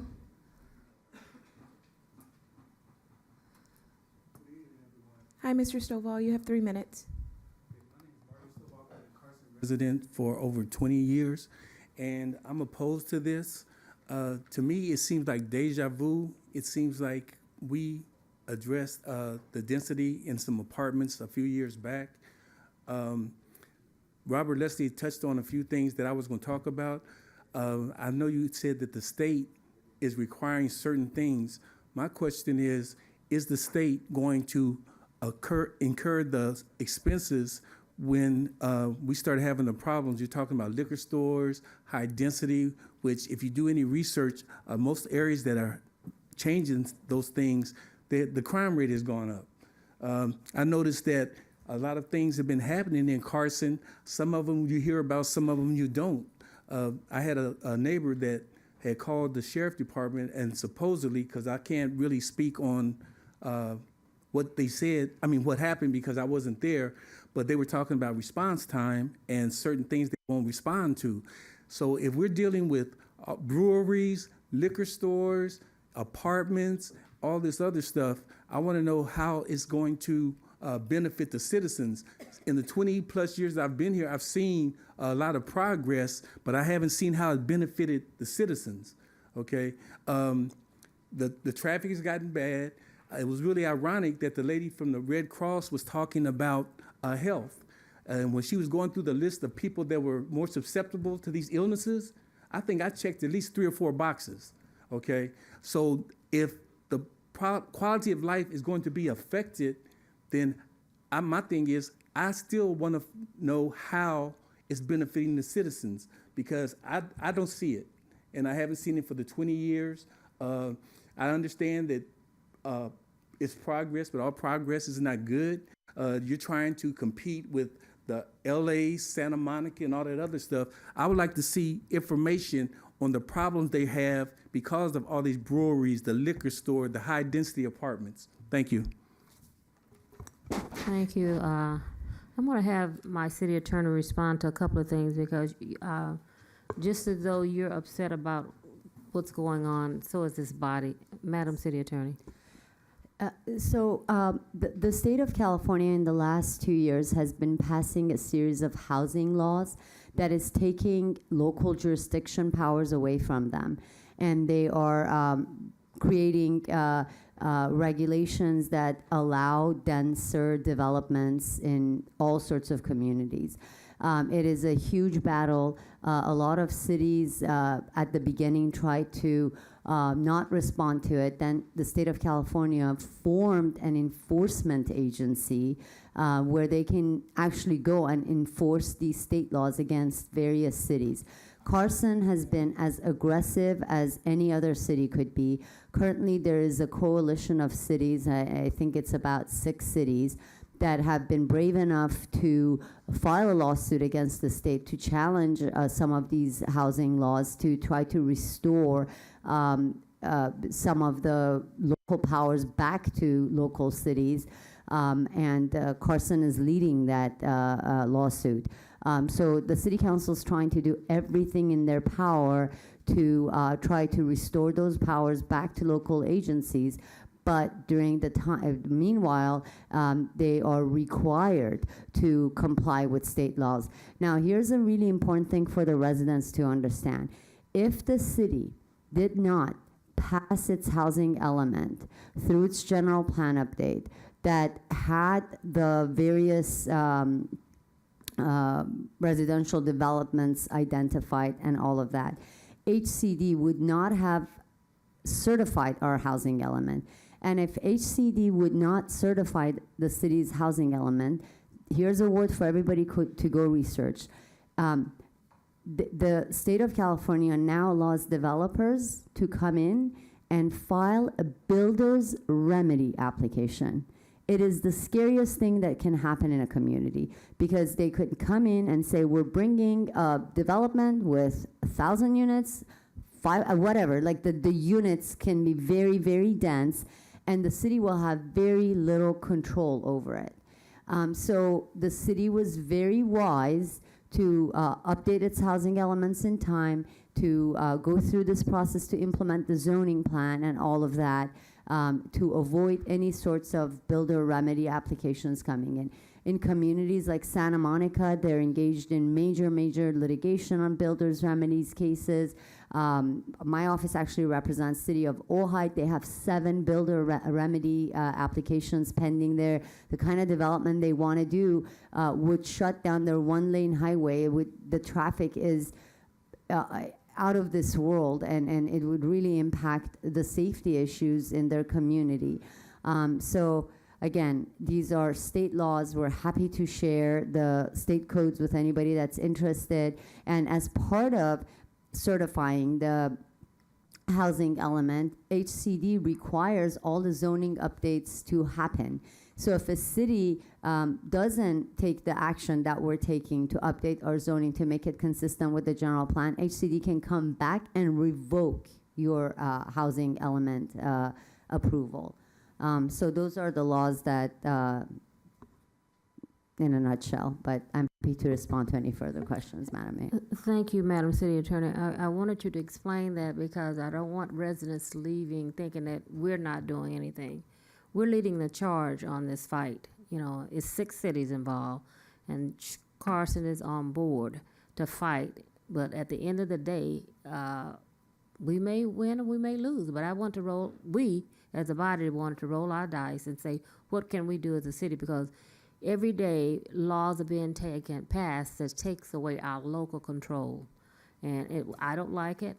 Everybody knows that I live in Carson, live, work, and play in Carson. So some things we're doing is to prevent more negative impacts to the residents of the city of Carson, because when you're affected, I'm affected. You know, I don't jump on that 405 freeway or go somewhere else. I'm personally affected. My family's affected.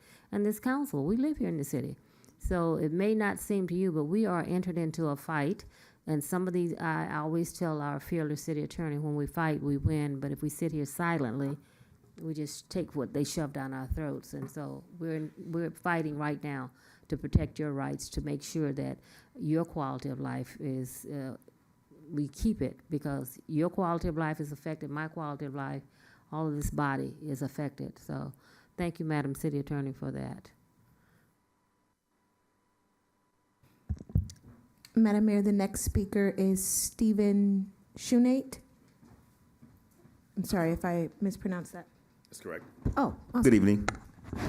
Thank you, Council, Mayor, Madam Mayor. Thank you. And thank you for the clarification, Ms. City Attorney. Yeah, so I'm a relatively new member or resident of Carson. I brought my family here about 2 years ago. You know, we moved here from Frogtown area, the Frogtown area. We sold our house because it was overpopulated. It was way too dense. And when we found this gym in Carson, that's what we call it. Like we have a 3-year-old son, special needs, and we found Carson, and we live in the Anderson Park neighborhood. And you know, it was just a fantastic place. I am worried with the density. I know that it's a state law, it's a state regulation thing that we have to deal with. But I want you guys to promise that you will continue to fight for the residents of Carson and keep this gym, keep it what it is. There are some, to my understanding, there are some things you can do as far as density. Like there are different places, and maybe I can get some clarification on this. There are different areas. Like if you would do a mixed use property or in a different area, there you can comply to some of those density issues. You don't have to come into the neighborhoods like Anderson Park or and make those neighborhoods, those places that are you know what make Carson the whole Carson in general is a special place. But you know, you don't have to overpopulate the neighborhoods that people have lived here for forever. You have, like, we bought our house from a lady who lived there was the original owner, and we pay a lot of property taxes. I don't want this. I pay a lot of money for this house. I don't want it overrun. I don't want to go back to what it was before or where we came from. Yeah, but that's all. Thank you. Thank you. We're going to fight the fight. Okay, I don't think that we're giving up. I think our city attorney explained to what we're doing. Like I said, you're in the Anderson Park community. I raised my kids in the Anderson Park community, right across the street from Anderson Park. So I know what you're saying, and I get offended when someone said we in Carson need to learn how to live with other people and high density and all that. If that's what we wanted, we would have bought in that area. So we are not giving up the fight until they say we either win, lose, or draw. Okay, thank you. Constantly. No, you're correct. And Anderson Park is the neighborhood that I know that we want to maintain, not just Anderson Park, the entire city. We don't want to have density housing all over the entire city, but again, I'm fighting on different levels by being on different commission boards, and I'm in Sacramento last Wednesday talking with this as well. So me being the council person for District 3, I'm actively working towards making sure this type of thing doesn't continue on. Thank you, Madam City Clerk. Thank you, Madam Mayor. The last comment card is for Julian Vixman.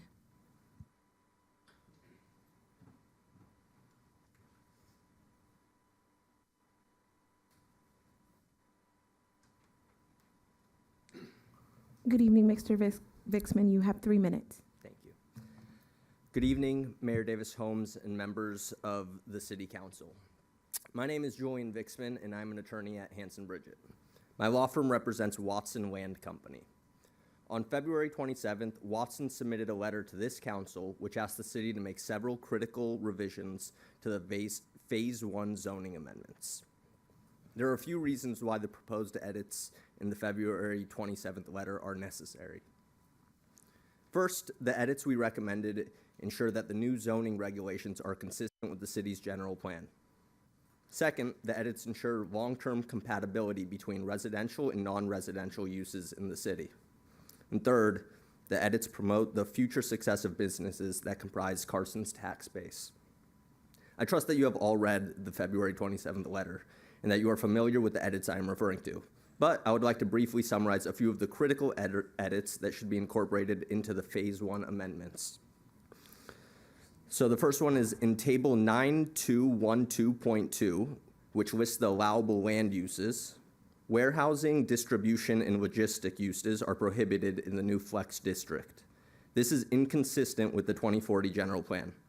The 2040 General Plan's designation for the Flex District says that these types of uses are expressly permitted in the Flex District without any conditions if they are less than 30,000 square feet. And larger facilities may be permitted in certain circumstances.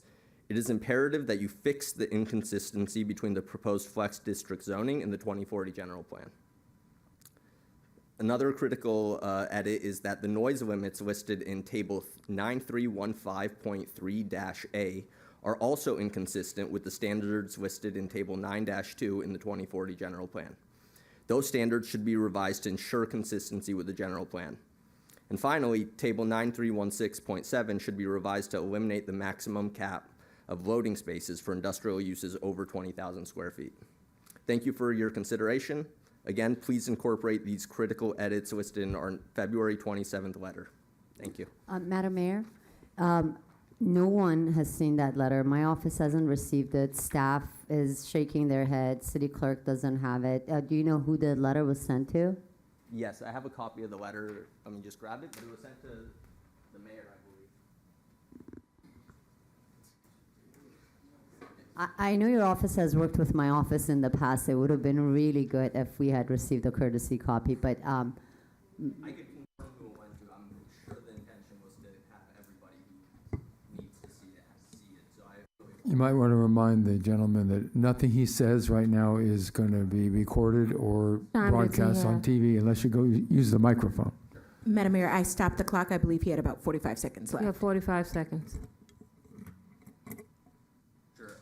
I have a copy of the letter. I'm not exactly sure, and I'm positive the intention was to send it to all interested stakeholders, so I apologize if it was lost somewhere, and I'm sure we could fix it. But yeah, the letter was sent on February 27th, and it was addressed to the City Council, and it was sent to Helen Kawogi Council Chambers.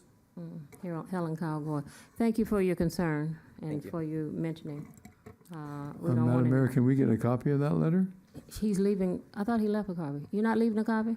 Okay. You have enough for all of us? I did not bring one for all of you. But we can make photocopies.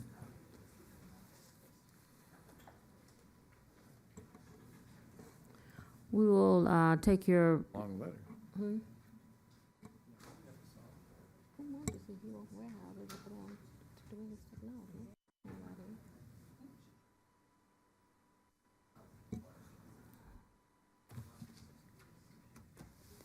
Madam Mayor, Yeah, okay. Thank you. so I have a copy, and I can make sure that every member of council gets it, and then a copy's been given to Assistant City Attorney Ben Jones. Thank you.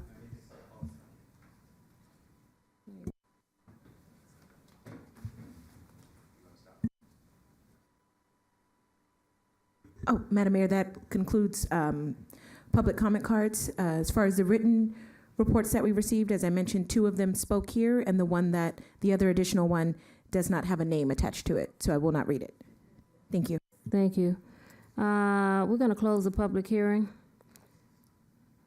Staff, any closing comments before I close the public hearing? No? Council deliberation. MPT. Madam Mayor, I wanted to add a few things. Thank you. I heard a number of the residents come, and I appreciate the residents greatly for coming out and sharing their thoughts. A few things that when misinformation is often spun around and people, they don't have the whole story of what is going on. We've had a number of public hearings in regards to this. This council has been fighting against that density issue in order to get our housing element passed. And I know that I'm reiterating what our city attorney said. At one time, they were proposing to break up a community, to drop apartment buildings in communities like Anderson Park community. Apartment buildings inside of taking 2 and 3 or 4 homes, putting them together, drop apartment buildings right in those communities. So we fought that in order to put density in certain places so communities wouldn't be broke up. And even to go back to the housing that was shut down 25 years ago when I was a kid on the corner of University and Central is where it is right now. That area sits blighted, and we cannot do anything right now with that particular area because of the way that it was done back then. As we are trying to make sure that our general plan is cohesive and make sure that it moves Carson forward in the best way possible, and to make sure that our community is not only safe but sufficient and we keep the continuity of our community, we do have to abide by some state housing standards without tearing up our community, but to make sure our community is safe all at the same time. And I want to applaud the city council for how diligent they have been working to figure out exactly what could be done without tearing up communities to make sure that they were meeting the housing element. It was highlighted in Beverly Hills the other day in the newspaper that the state stopped all of their building projects because they would not pass a housing element. They stopped everything. They stopped development, period, in their city because they couldn't come up with a housing element. We have been able to move the city forward, not like everybody might not want it to do, but in the safest way and in the most secure way possible to make sure that our residents and our community moves forward. So I just want to take that opportunity to applaud the city council and say that we've been doing the best that we can to the residents and to even some that the state is doing some stuff. The state is proposing this unhoused project that possibly could be coming to District 1. And we don't want anybody to be misinformed to think that the council has green-lighted this housing, this unhoused project to come to our community. We didn't give the green light for that. However, because of state mandates and stuff like that, the state housing element, they circumvent local control. So I just wanted that to be on the record that we have handled our local control well, but there's some things that supersedes our local control. And in them superseding our local control, we've done everything possible within reason and to make sure that our community is protected. Thank you, MPT. And like I said earlier, we're going to continue to fight. We've fought many battles. So, Councilman Hicks. Thank you, Madam Mayor. Thank you, MPT, for that, because that is exactly how I feel in regarding we're doing what we can in regards to making sure the city of Carson is safe and we don't have the bombardment of multiple housing and increased density within our neighborhood. But with that being said, I want to move forward and waive further reading and introduce the first reading by title only, ordinance number 24-2405, entitled an ordinance of the City Council of the City of Carson approving and adopting the CEQA findings and adoption of 1A comprehensive amendment to the provisions of the Carson zoning ordinance, Chapter 1 of Article 9 of the Carson Municipal Code pertaining to residential and mixed-use zoning districts and uses including certain commercial and general provisions consistent with the 2040 Carson General Plan, and a comprehensive amendment to the Carson zoning map pertaining to residential and mixed-use zoning districts, effectuating rezoning of properties consistent with the 2040 Carson General Plan, along with the amendment and added language that was done by our Assistant City Attorney as to the language in, has been provided before this body. And staff. And staff. Second. Second. Second. Oh, that was MPT. Oh, MPT. It's been moved and properly second. Please cast your vote. Yes. Yes. He said yes. Madam Mayor, the vote is 4-1. The motion carries. Thank you. Item 19, action number 20. Mr. City Manager.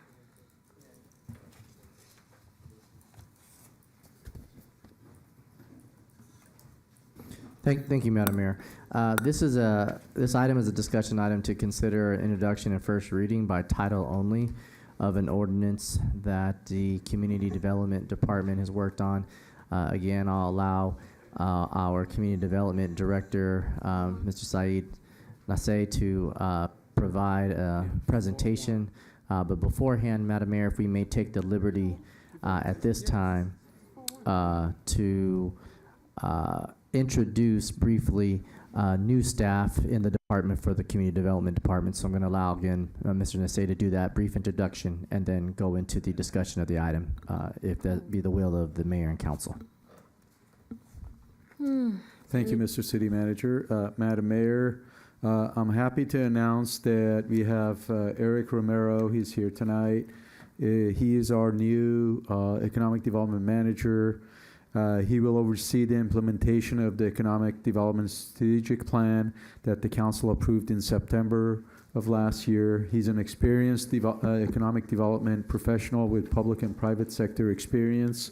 He spent over 8 years managing economic development programs and projects in the city of Long Beach. In his most recent role, Eric was a director of economic development at Sunstone Management, an investment firm that invests in tech companies via public-private partnerships. Eric holds the designation of Accredited California Economic Developer. He has a master's degree in urban and regional planning from UCLA and a bachelor's in sociology from Cal State Long Beach. Here's Eric. Good. Hi, Eric.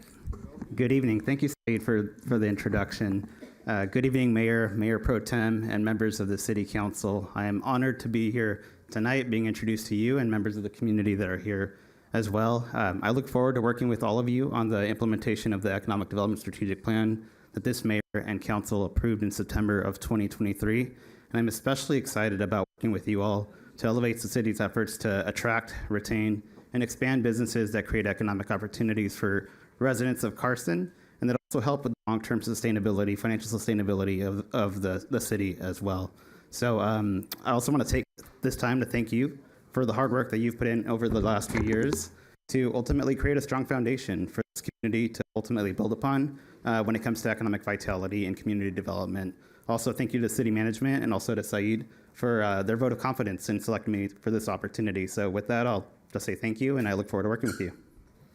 Well, thank you. We have a lot of work for you to do. Let's get to work. Welcome aboard. Welcome Thank you so much. I aboard. appreciate it. We have a lot of projects that's going to be coming on board, and I'm going to rely on you to work with our economic development team. As when we hired did our economic strategic plan, we didn't have you on board, and so they have been given a challenge to help us move the city forward, and so I'll rely on you to be working around the clock with them. I said there's more than just coming and having lunch. They have goals and objectives and projects that we want them to be implementing and working with the city because it's called teamwork. So thank you and welcome aboard. Yes. Madam Mayor? Yes. Eric, before you step away, welcome. You have a great position to benefit the people of the city of Carson, and this is all about. My colleague on my right here is happy you went to Long Beach State, but I'm particularly happy that you're a Bruin.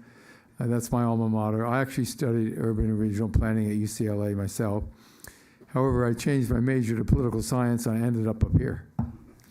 So welcome, and we look forward to great things. You're welcome. So, Mr. City Manager, was there a report, or did I blink and it was over? Yes. Yeah.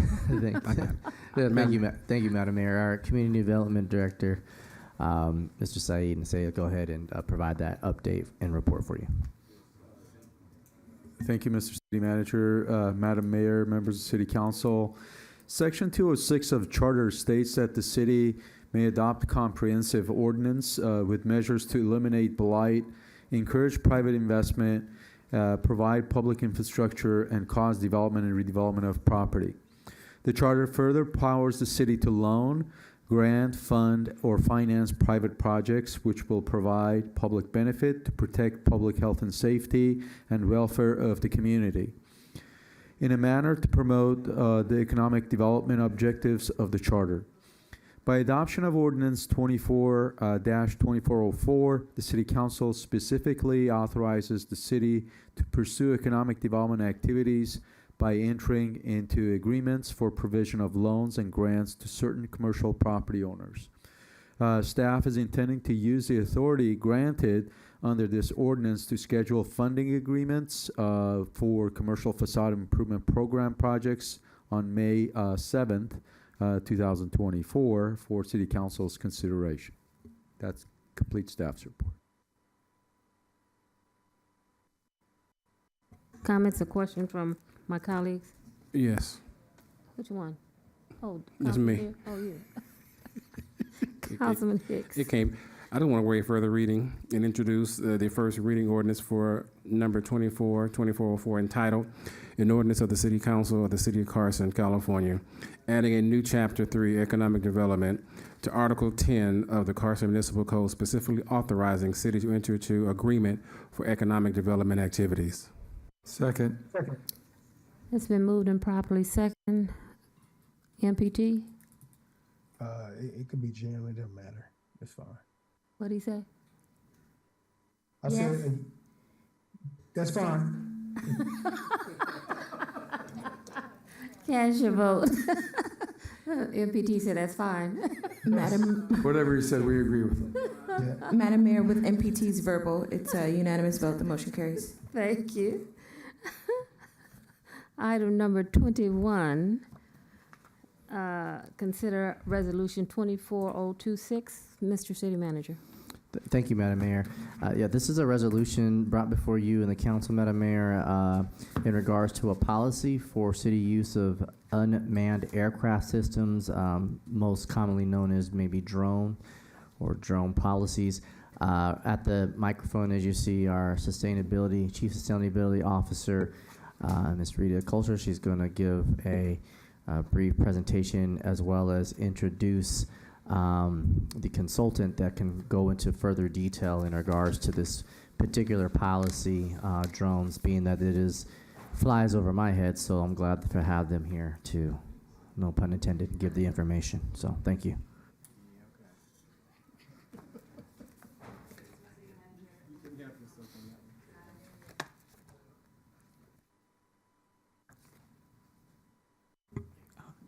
Okay, thank you, Mr. City Manager, Madam Mayor, members of the City Council. My name is Rita Coulter, Innovation Sustainability Manager here for the City of Carson.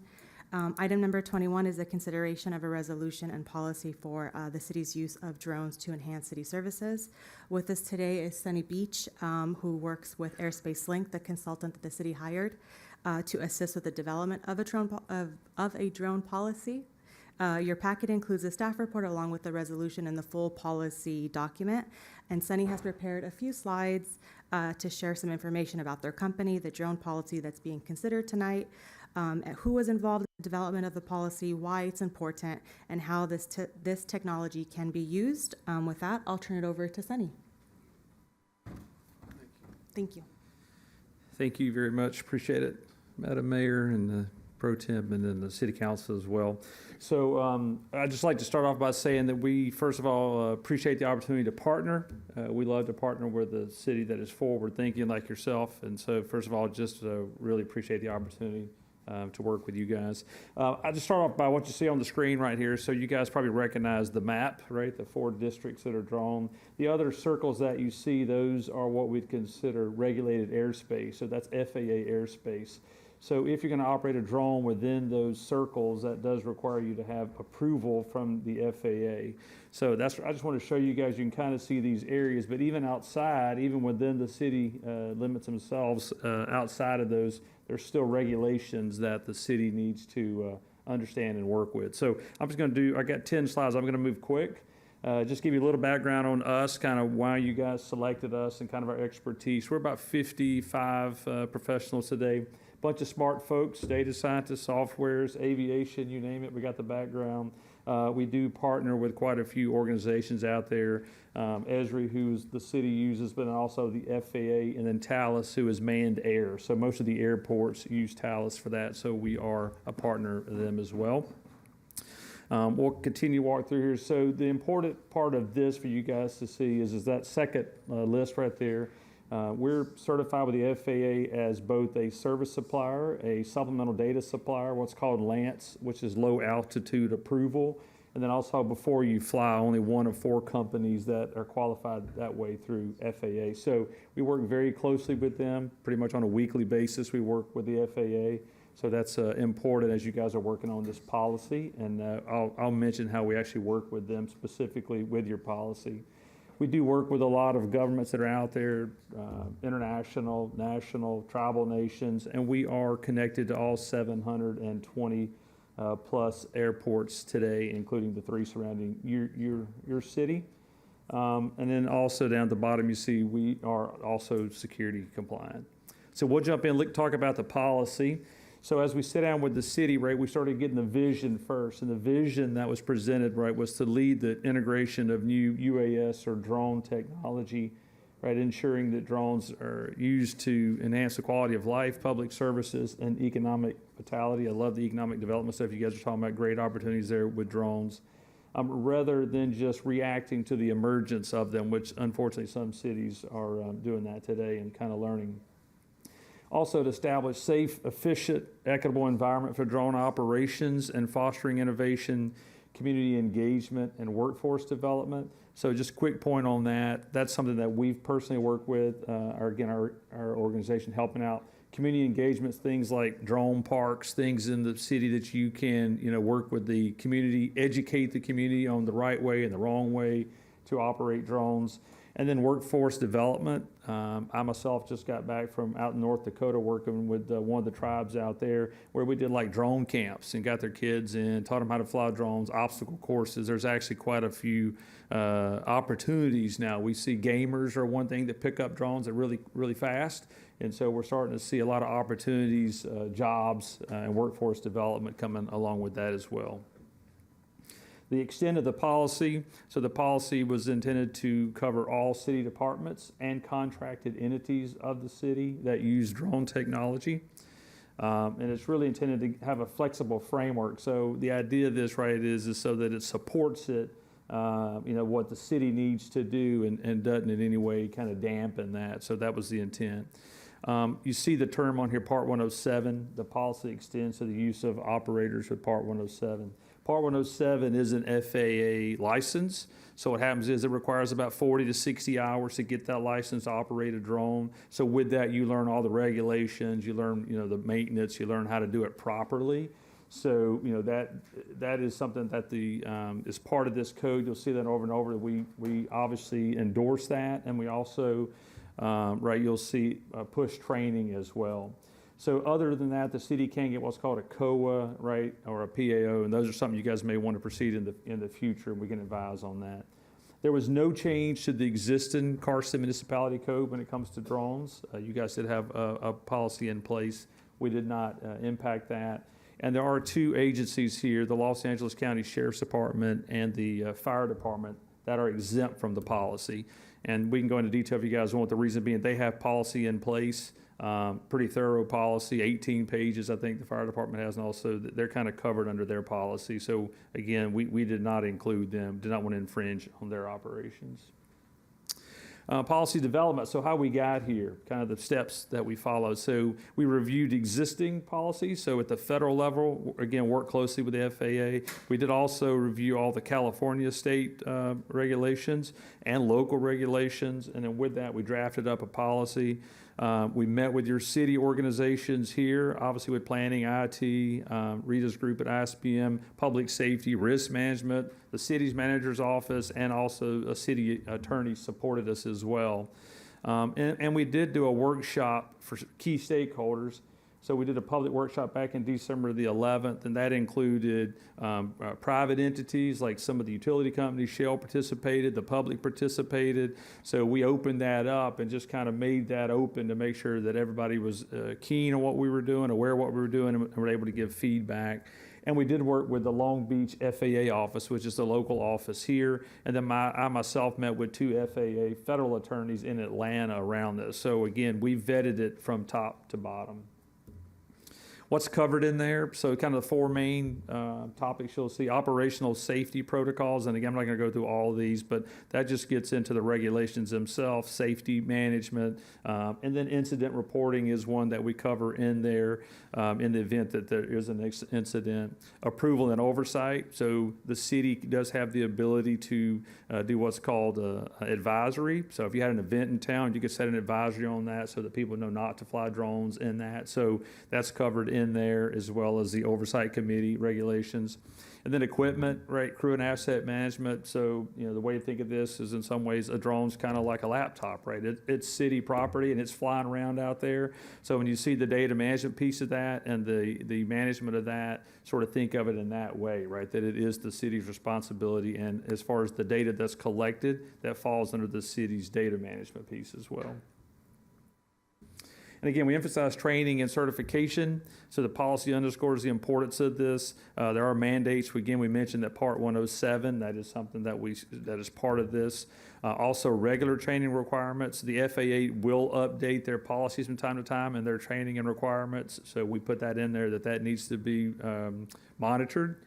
And then also here, right, one of the main goals is to cultivate this high standard of competency among your operators to make sure, right, that again, that they're operating as they should, not only efficient, but also responsible, and that's part of this policy as well.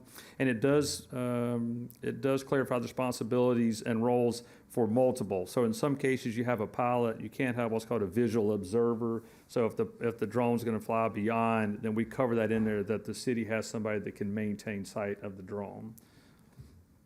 One thing I did mention early on is the policy covers drones that are 55 pounds and less.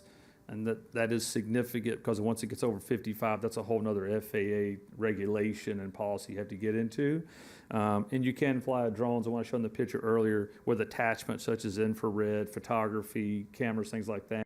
under the policy, you can't do package delivery. Again, that steps into an FAA. That's a different policy with that. So what's covered here is 55 and below. The city can use them again for infrared, photography, things like that, but you're not supposed to, under this policy, do any type of delivery.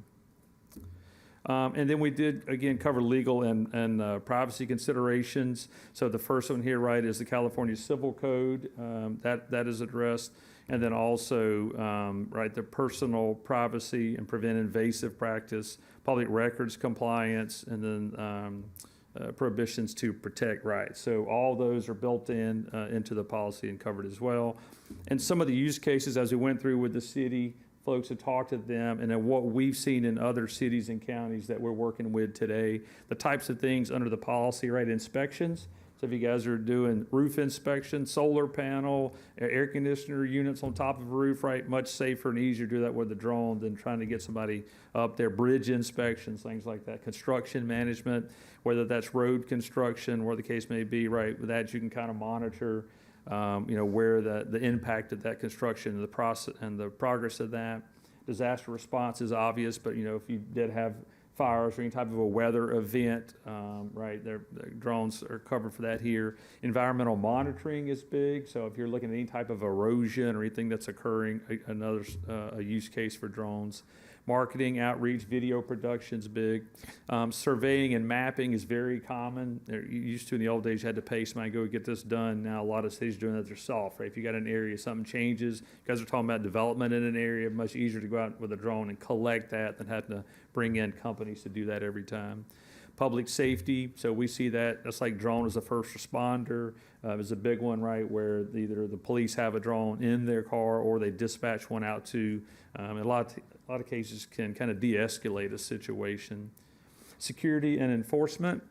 So this is one if you got crowd control or if you got a scenario, maybe you got like noise complaints. So it could be somebody that, maybe there's somebody shooting fireworks outside the regulated time. So with a drone, right, those are the types of use cases things you can do under this policy. And then economic development. So we see a lot with economic development because what happens is this allows, when we work with a lot of these operators that are out there, the big operators, and so with the policy in place and some of the things you guys have vision to do, it lowers the cost of entry for those companies, right? Because otherwise they have to come in, they have to establish policy, they have to establish things, right, and work with the city to get that in place.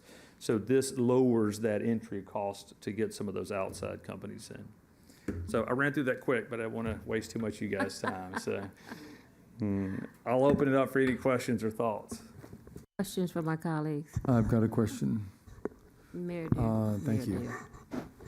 Councilman. So you were brought aboard to make sure the city personnel, city staff is up to speed, and when we need to operate a drone, we'll do it efficiently, safely, and properly. That's correct. So the policy that we put in place, help you guys put in place, does exactly that, right? Because, the one thing, what happens is with a lot of cities who see this, they just start buying drones and start flying drones, right? And you do put yourself at a little bit of risk in doing so, but also the main point of this is just to make sure that it's the responsible thing to do, that anybody flying a drone for the city's got that certification, they understand the policy, right? And so that was the intent we went through. We wanted to make sure that it was compliant all the way from a federal level, a state level, right, county, city, and with the FAA. So we vetted that policy and made sure that, right, once you guys put that in place and publish that you're completely covered from top to bottom. Okay, well, that makes a lot of sense to me, and it's a proper way to proceed for our city to be doing it right and being up with technology. How about the residents of Carson that have a hobby? I have a neighbor that flies drones all the time, right around all over the place, and he seems to be flying them higher and further from our neighborhood. Is there anything in your proposal about the residents being certified, or maybe the city operating a workshop, letting them learn the FAA rules? So you mentioned something about FAA 107 regulation. That seems like this guy flies at a lot, so he really should be certified, so to speak. He should. So the way the FAA works it is if you fly a drone for money, you're required to have a Part 107. So if I'm a wedding photographer, if I'm doing anything else, I'm supposed to have a Part 107. Mhm. So I can have a recreational pilot, right? They are recommended to get a Part 107 license. They're not necessarily required, depending on if if Jimmy's out flying it in the yard, right, like, they're not going to come over and, arrest him for that. That being said, your question about public engagement, that is 100% a recommendation of ours. And so this was the first, one was just to get the city policy in place. We've made a recommendation that you guys do have a outward facing policy. And we've also helped cities do that, where you kind of have a website where people can go to and they can click an address and it'll actually tell them, hey, this is where you can and cannot fly. It'll actually allow them, if they need to, in some of these areas, to request approval, right, from the FAA to actually, fly there. So that is a recommendation that we've put in place. I don't know if Rita, you want to speak to that? But we did have, Rita might want to answer these questions. We did have some concerns about private drones, unregulated, flying over our festivals and events with hundreds and thousands of people in some cases. And we don't know how, what condition the drone is in, if it's in perfect condition or not. God forbid it were to fall from the sky and injure someone. So maybe as a second phase, or in the not too distant future, we could hold a workshop inviting our residents to participate and maybe apply for certification. It's an idea. Yeah. Rita, do you have I'm sure you have a comment on that. Thank you, Councilmember Deere. So when we first started down this path, the goal was really just to create a drone policy for city use. But as we kind of started this exercise, we realized that there's so much more in this drone space that we could be doing. Mm-hmm. And so we're treating this as a phase one, and we are interested in maybe presenting some budget line items for a phase two and what the phase two could look like. So as we start to prepare our budgets and present those to City Council, we will make a recommendation to consider a phase two as it relates to drones. Very good. Well, I'm very enthusiastic about being up with the latest technology that's safe and efficient and cost-effective and so forth. So I'm glad you have an excellent report today, and I've listened to every word you said. Thank you. Thank you, sir. I'm complete. Madam Mayor. Councilman Hicks. Thank you, Madam Mayor. That was a very comprehensive report. My only question I have, going back, I think, to your first slide, where is the no-fly zone at in the city? There is no. Rita knows. That's why I'm asking. I know they went to Long Beach Airport and they got the FAA, and I saw that you had the circle on one edge. I was looking at it. So the way it works is. Madam Mayor, you might want to let him know he needs to use the microphone. Otherwise, nothing he says will be recorded or broadcast. Thank you. Councilman Deere just said what you need to do. Thank you. Because people are very interested in what you're saying, Yes, sir. So your question about that is what you see when you see the circle right there, that is what's called controlled airspace. So if you fly a drone in, you see the little numbers, that's the ceiling. So I cannot fly a drone above 400, where that says 400, under any circumstance, right? Mm-hmm. If I do, I have to have what's called special consideration, and that's something that we do with the FAA. So we would literally go to that Long Beach and say, somebody wants to fly a drone over 400 feet here, and that tower has to approve that flight. If you stay under 400 foot, right, in that same zone right there, you can fly that, but you still have to get approval. But it's an automatic approval. So if I put a request in and say I want to fly a drone at 300 foot right here in the 400 foot roof, I still have to tell the FAA and the tower that it will get approved instantly. If it's over 400, I have to wait for them to approve it. Anywhere outside of that, so anywhere else in the city, if you want to fly, you're still not supposed to go over 400 feet. And there are certain things you're not supposed to fly over that the FAA determines, right? So there's things for recommendations, prisons and certain things that they don't want you to fly over. The trick to this is, that, to be honest with you, right, the city really doesn't have the jurisdiction to say you can and can't fly a drone in certain areas because the FAA considers themselves the owners of airspace, right? So you can work with them and do what we've done to get a policy in place. What the city can do, and this is something that we may recommend too, you can determine where a drone takes off and lands. Okay. Now, what about, I said one question, and now you asked me, I thought of two more. Then with the 400 as the ceiling or the level above that have to get certain permission, my question would be, what happens to those that do go over who don't get the approval? And then the third question would be, the individuals can we identify where this body could determine we don't want you flying, say, over our oil refineries or over where the blimp is located at? I mean, there are certain areas in the city that you may not want to have because you don't know what they're doing with these drones, and my concern would be for that. Yes, sir, you're correct. As a matter, you can see the blimp. That's that little cyan-looking color right up there, right? So the way that works is the city can set an advisory for that. So the FAA does allow you as a city to set an advisory. So you can go to where the blimp is. If you have habitat areas, things you don't want to drone over, you can go set an advisory. Then what happens is when somebody comes in and says, hey, I'm going to fly a drone, right? So again, like I mentioned, like if you set up this website, I'm going to fly a drone, there's an advisory from them that tells them that the city does not want them to fly. Okay. It's just like you guys understand that, right? It gets a little different in enforcement. There's an advisory that says, I don't want you to fly here. If somebody flies there, the enforcement's a second question you guys would have to deal with. So currently we don't have any of that. So that's something that you're recommending that we may put into place at some point in time. So if anyone does request to go over any of these areas, they know based upon this body, we don't want you flying over.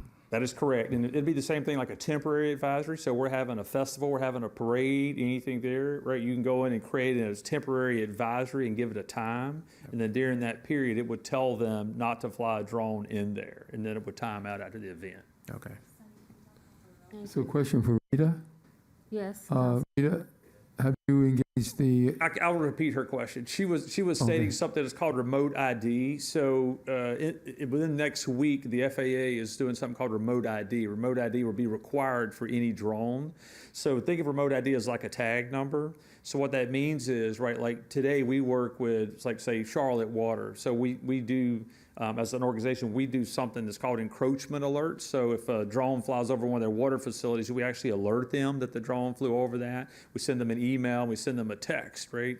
So here in the next week, it's going to be a federal mandate that any drone that's operating must transmit an ID. So it's like a tag number. So just like I can censor those today, I'll be able to collect the tag number from that drone. I won't be able to look it up, just like just like I can get somebody's tag number, but authorities can look it up. So whether that's the police or the sheriff or whoever, they have the ability to look up that ID and see who's flying.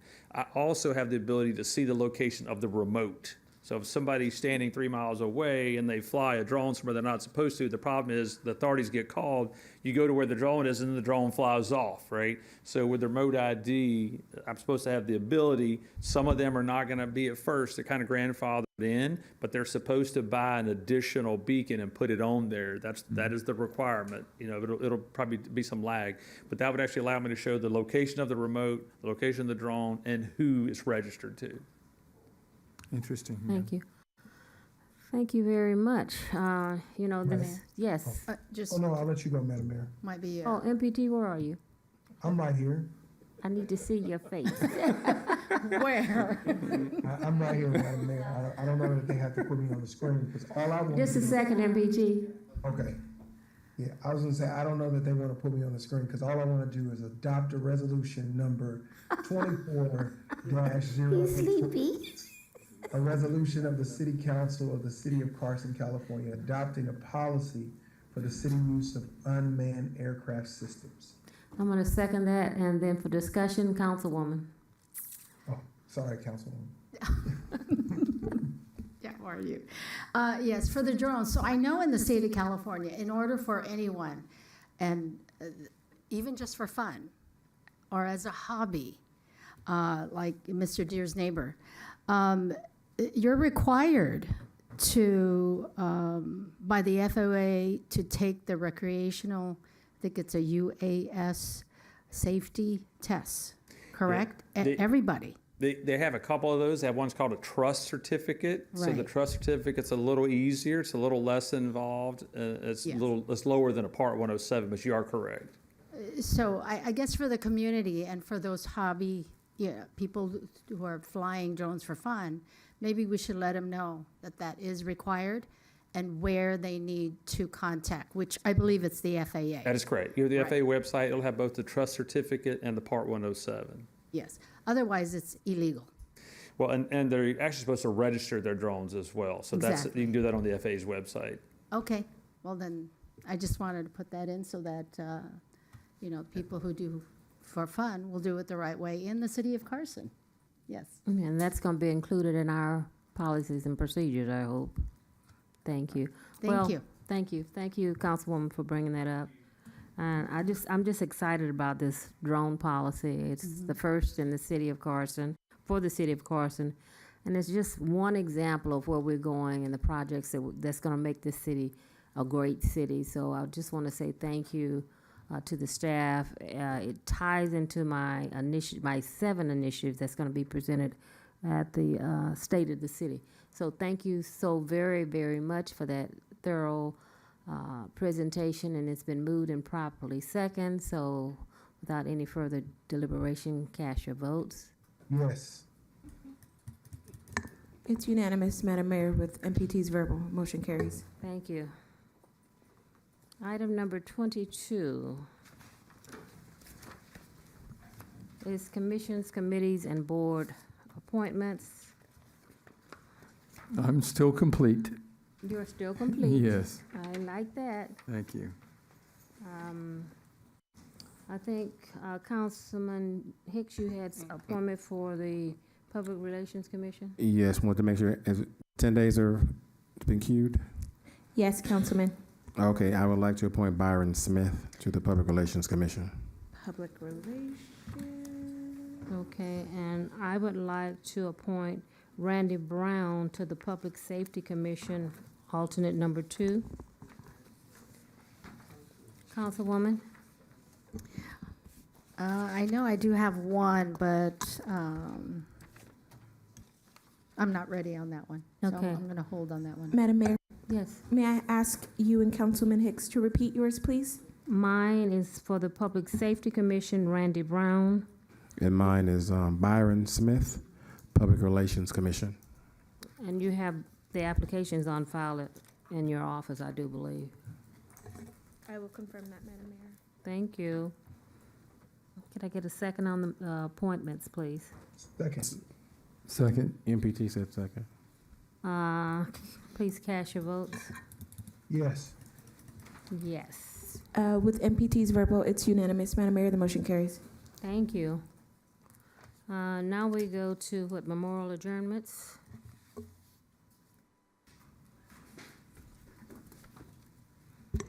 Thank you, Madam Mayor. These are the names that I received.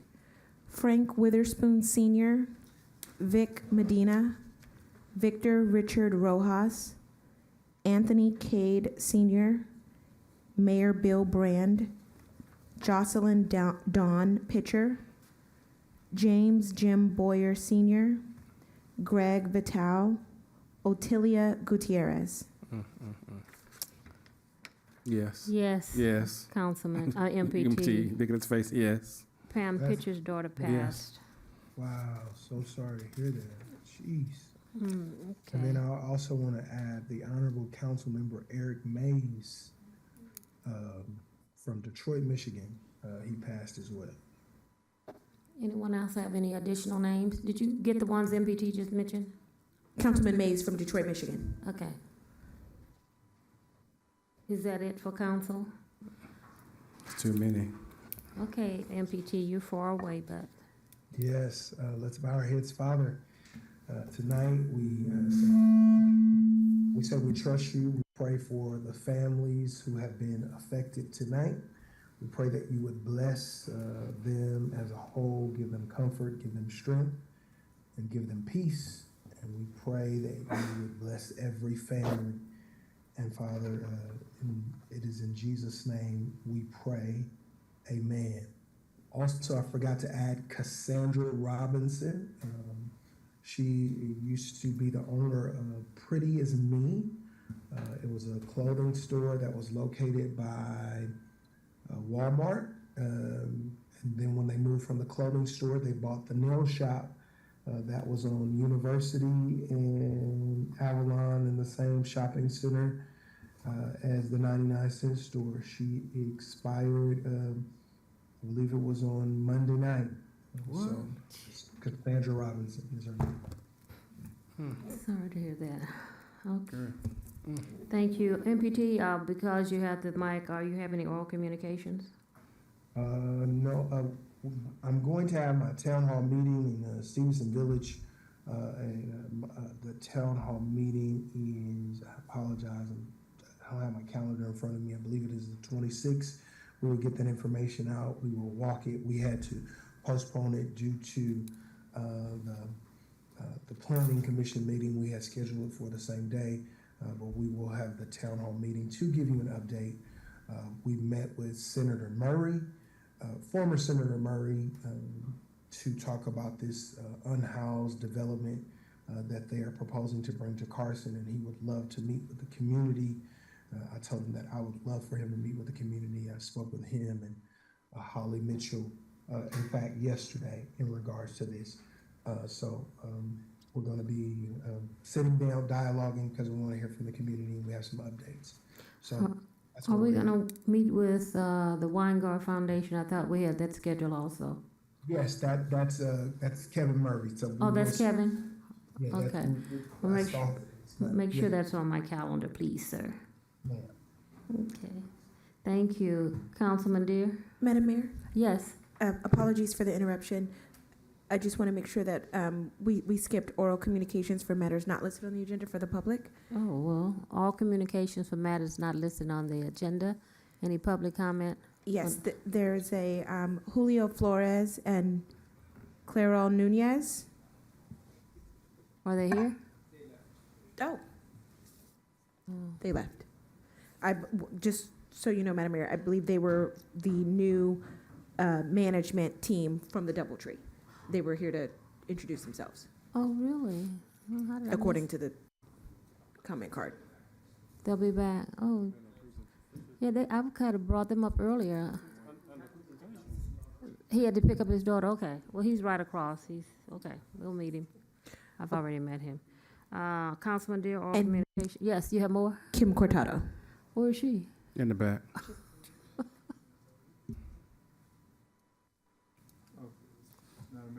Yes, Councilman. Okay, did you call my name? Not yet. We're gonna do this. Oh, okay. Non-agendized items, then I'll go Sure. back to you. Hi, Kim. You know the drill. Thank you. Good evening, Madam Mayor, Council. This is going to be short. At the end of March 29th, Carson Event Center will be a Cesar Chavez event that starts at 6:30, and that will be March 29th at the Carson Event Center. That's pretty much all the events we have for March, but I just wanted to give you a little, not update, but let you know what the YMCA provides for the residents of Carson. So for the month of January, the YMCA provided 3,446 meals to homebound seniors in the city of Carson. We also provided 743 hot meals in the month of January, as well as 1,237 meals for the grab and go that we have in the city of Carson. Once again, on behalf of the YMCA, I want to say thank you to the city for being such great partners with us and letting us come into the city and do what we do. And with that, I am done, and have a great night.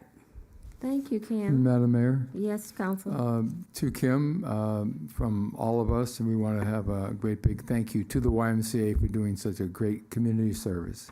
Thank you. It's much appreciated. Thank you. Oral communications, Councilman Deere. I'm going to combine oral communications with the request to add items to the agenda.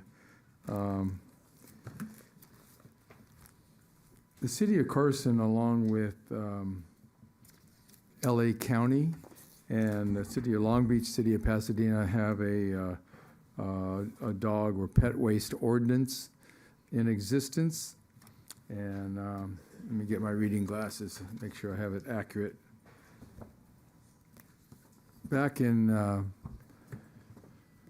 2020, Carson Municipal Code was updated and added the pet ordinance in there. So what I'd like to have happen is the staff look over that ordinance and maybe consult with some constituents that have contacted me about that to see if we can't do some enforcement. 'Cause I don't think the ordinance has ever been enforced. It may have been enforced, but I haven't heard about it. So maybe there's a way to enforce it. It's we're getting complaints in District 2. We had a situation several years ago along Figueroa Street and just north of Carriage Crest Park, where residents were actually almost coming to blows. They were really fighting and arguing about this, people walking their dogs. So the solution at that point was to get the waste hauling company to install waste receptacles along that parkway area. It's a wide parkway with trees and other shrubbery, and that's where the dog walkers would take their pets and not pick up after themselves in some cases. So that was a solution for that area. But there are other areas of the city that you don't have that opportunity with a wide parkway like that. So could the staff meet with some constituents that contacted me? And Brian Legaspi, you want to wave your hand, Brian?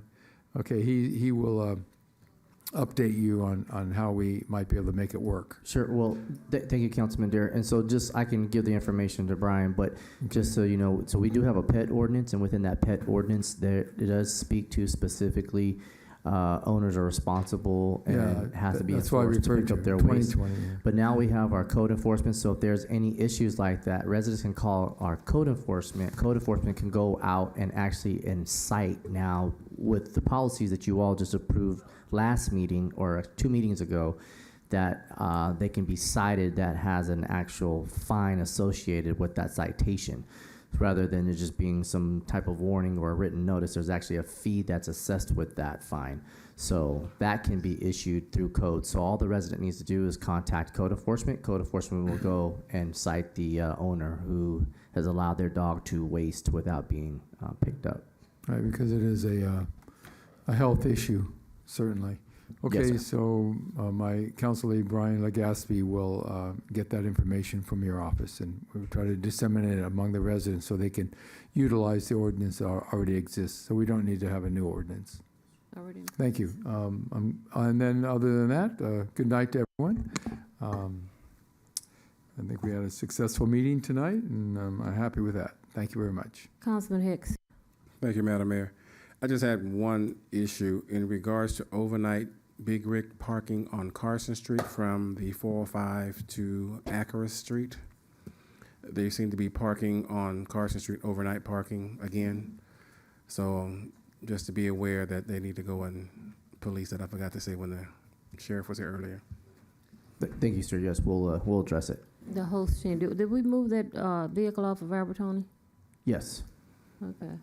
correct. We have a policy in place. Let's implement it. Implement it, but I'm just making sure that throughout the city, there may be some other issues of overnight parking of these big rigs that seem to be kind of lax. They just pop up every now and then. Yes, sir. And I encourage all of my colleagues and my residents and everybody else, when you see these vehicles parked on the side of the street, you have to say something. I'm on the phone 24/7 with our assistant city manager, our manager. Here's one. So please, because if not, we don't want to look like our neighboring cities. That's not what it is. We get a lot of compliments when people come to our city. We want to keep that going. Councilwoman.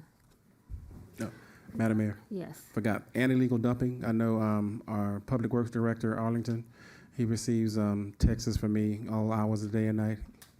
He's back there smiling because he it's couches, mattresses, toilets. It's just, they just drop them on the streets, on the side of the street. So it's trying to creep its way back up again in the community, so we need to be out looking. Yes, sir. We'll keep an eye out, and not to mention also that assists us with the cameras that we have that are out. Hopefully, we'll be able to pick up some of these offenders as well. So, but we'll definitely continue to respond as needed and have our staff continue to survey the city.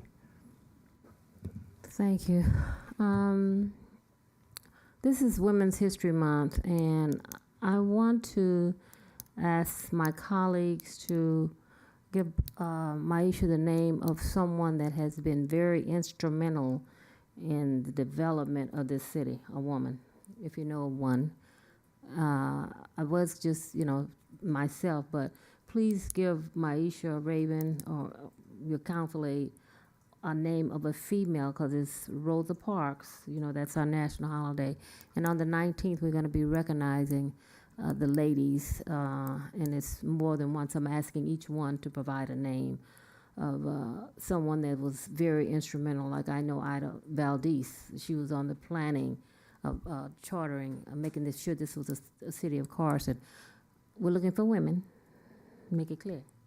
It's Women's History Month, okay? So if you can bring a woman. I think the councilman and we get it. You get it? I just want to refocus on it. I don't want you coming up here with no man saying it's Rosa Parks Month. Count the MPT. If you don't have one, it's okay, but I want to invite you to. Representation of your district? At the council meeting? Or just anybody in the city? Council meeting, do a little bio on them, and we'll proceed with recognizing them that day. And then I want to say, again, we've had a stellar year this year and for the past 3 years. And what we've accomplished in 3.5 years, I'm just so grateful for this staff and for the community for making the dream a reality. When I was elected 3.5 years ago, I came up with 9 initiatives that's on being shown on the screen. I don't see it on that screen.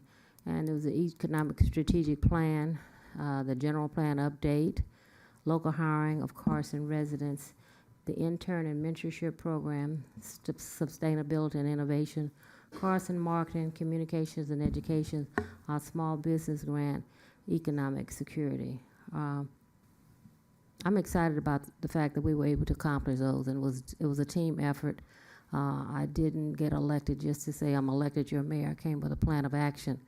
And that plan has been implemented, but it could not have happened without the support of the team, my colleagues. The majority of you supported these initiatives, and the community for hearing the cry that we needed more money into the city. And today, Mr. City Manager, I think we're pleased to announce that in 3.5 years, we went from $48 million to $220 million surplus. And some of it is in reserve, but it's there, and some of it is being challenged, but it's there. And with the monies that we have received to our residents, your streets are being paved. They're out and busy today, and I want to thank our Public Works Director. You're doing an outstanding job.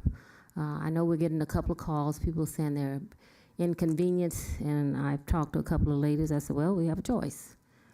We can bypass your street, or you can kind of work with us because you're going to be inconvenienced. The sidewalks are being repaired, the trees are being trimmed. That's something that we hadn't had because we didn't have the money to do it. And I've talked to our city manager about some new projects that we have on the table that will be unfolding here pretty soon. That's going to make you even more happy. But it's called teamwork, And these 9 initiatives, when I was sworn in, I mentioned them. These are the 9 things that we've accomplished in these 3.5 years. And I will be bringing 7 more initiatives to you soon that I will be working on. But I'm excited about the relationship that we've established with our Cal State University Dominguez Hills. It's awesome. And I want to thank you, Councilwoman, and my colleagues for being a part of this growth that we've experienced. It's just wonderful. And so the State of the City is on the 21st of March, 11 a.m. 2 to 2 at the Carson Event Center. Like I said earlier, Maisha, there's a wait list.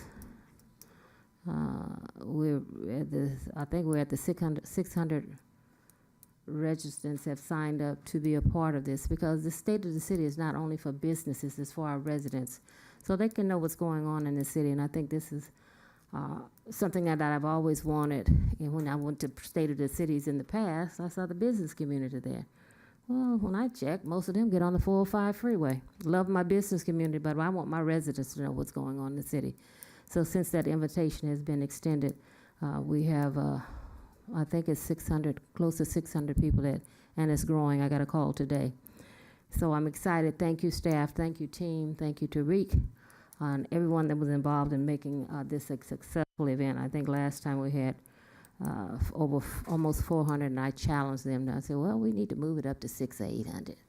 You guys are going to do that, I know, because you work hard. And to all the aides that are working on this event. On the 23rd of March, a couple of days after the State of the City, I will be presenting a home ownership fair. You know, people need to know how to purchase a home, and it's a lot of red tape. I met with FACE, they're co-sponsoring this with me.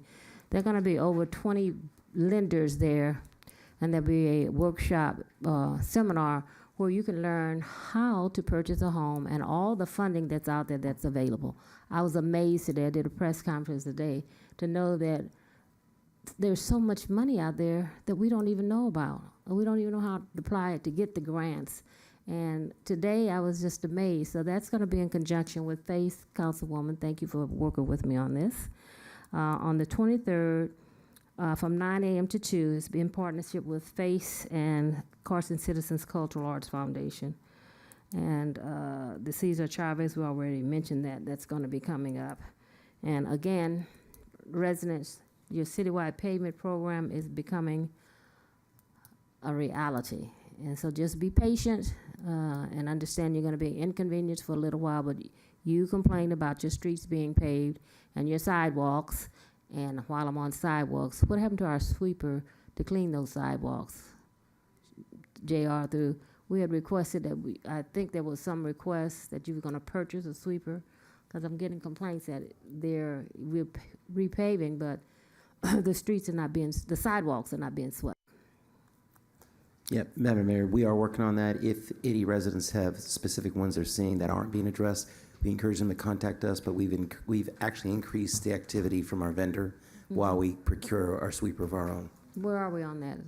Oh, the procurement? Yeah, they're getting bids right now. They're getting bids in? Correct, yes. Okay, thank you. So I think it's still around Dominguez Hills, up in that area, I know. And as you Up and down walk, Delamo. Up and down Del Delamo, Amo. sure. And I've noticed going up Wilmington also. Everywhere. All those over streets- Carson. He said everywhere. Everywhere. And also everywhere. even on Santa Fe between Delamo and Carson Street. You know, We'll follow up with the vendor then. please, I see some landscaping going on, Director Rogers. I saw some landscaping, thank you. I know we're Cedric and I are waiting to have a meeting to discuss the medians. Okay, thank you. And again, thank you for all that you've done. Thank you for what you're going to do. I want to thank you in advance in case I forget. So if there's no other further comments, this meeting is adjourned.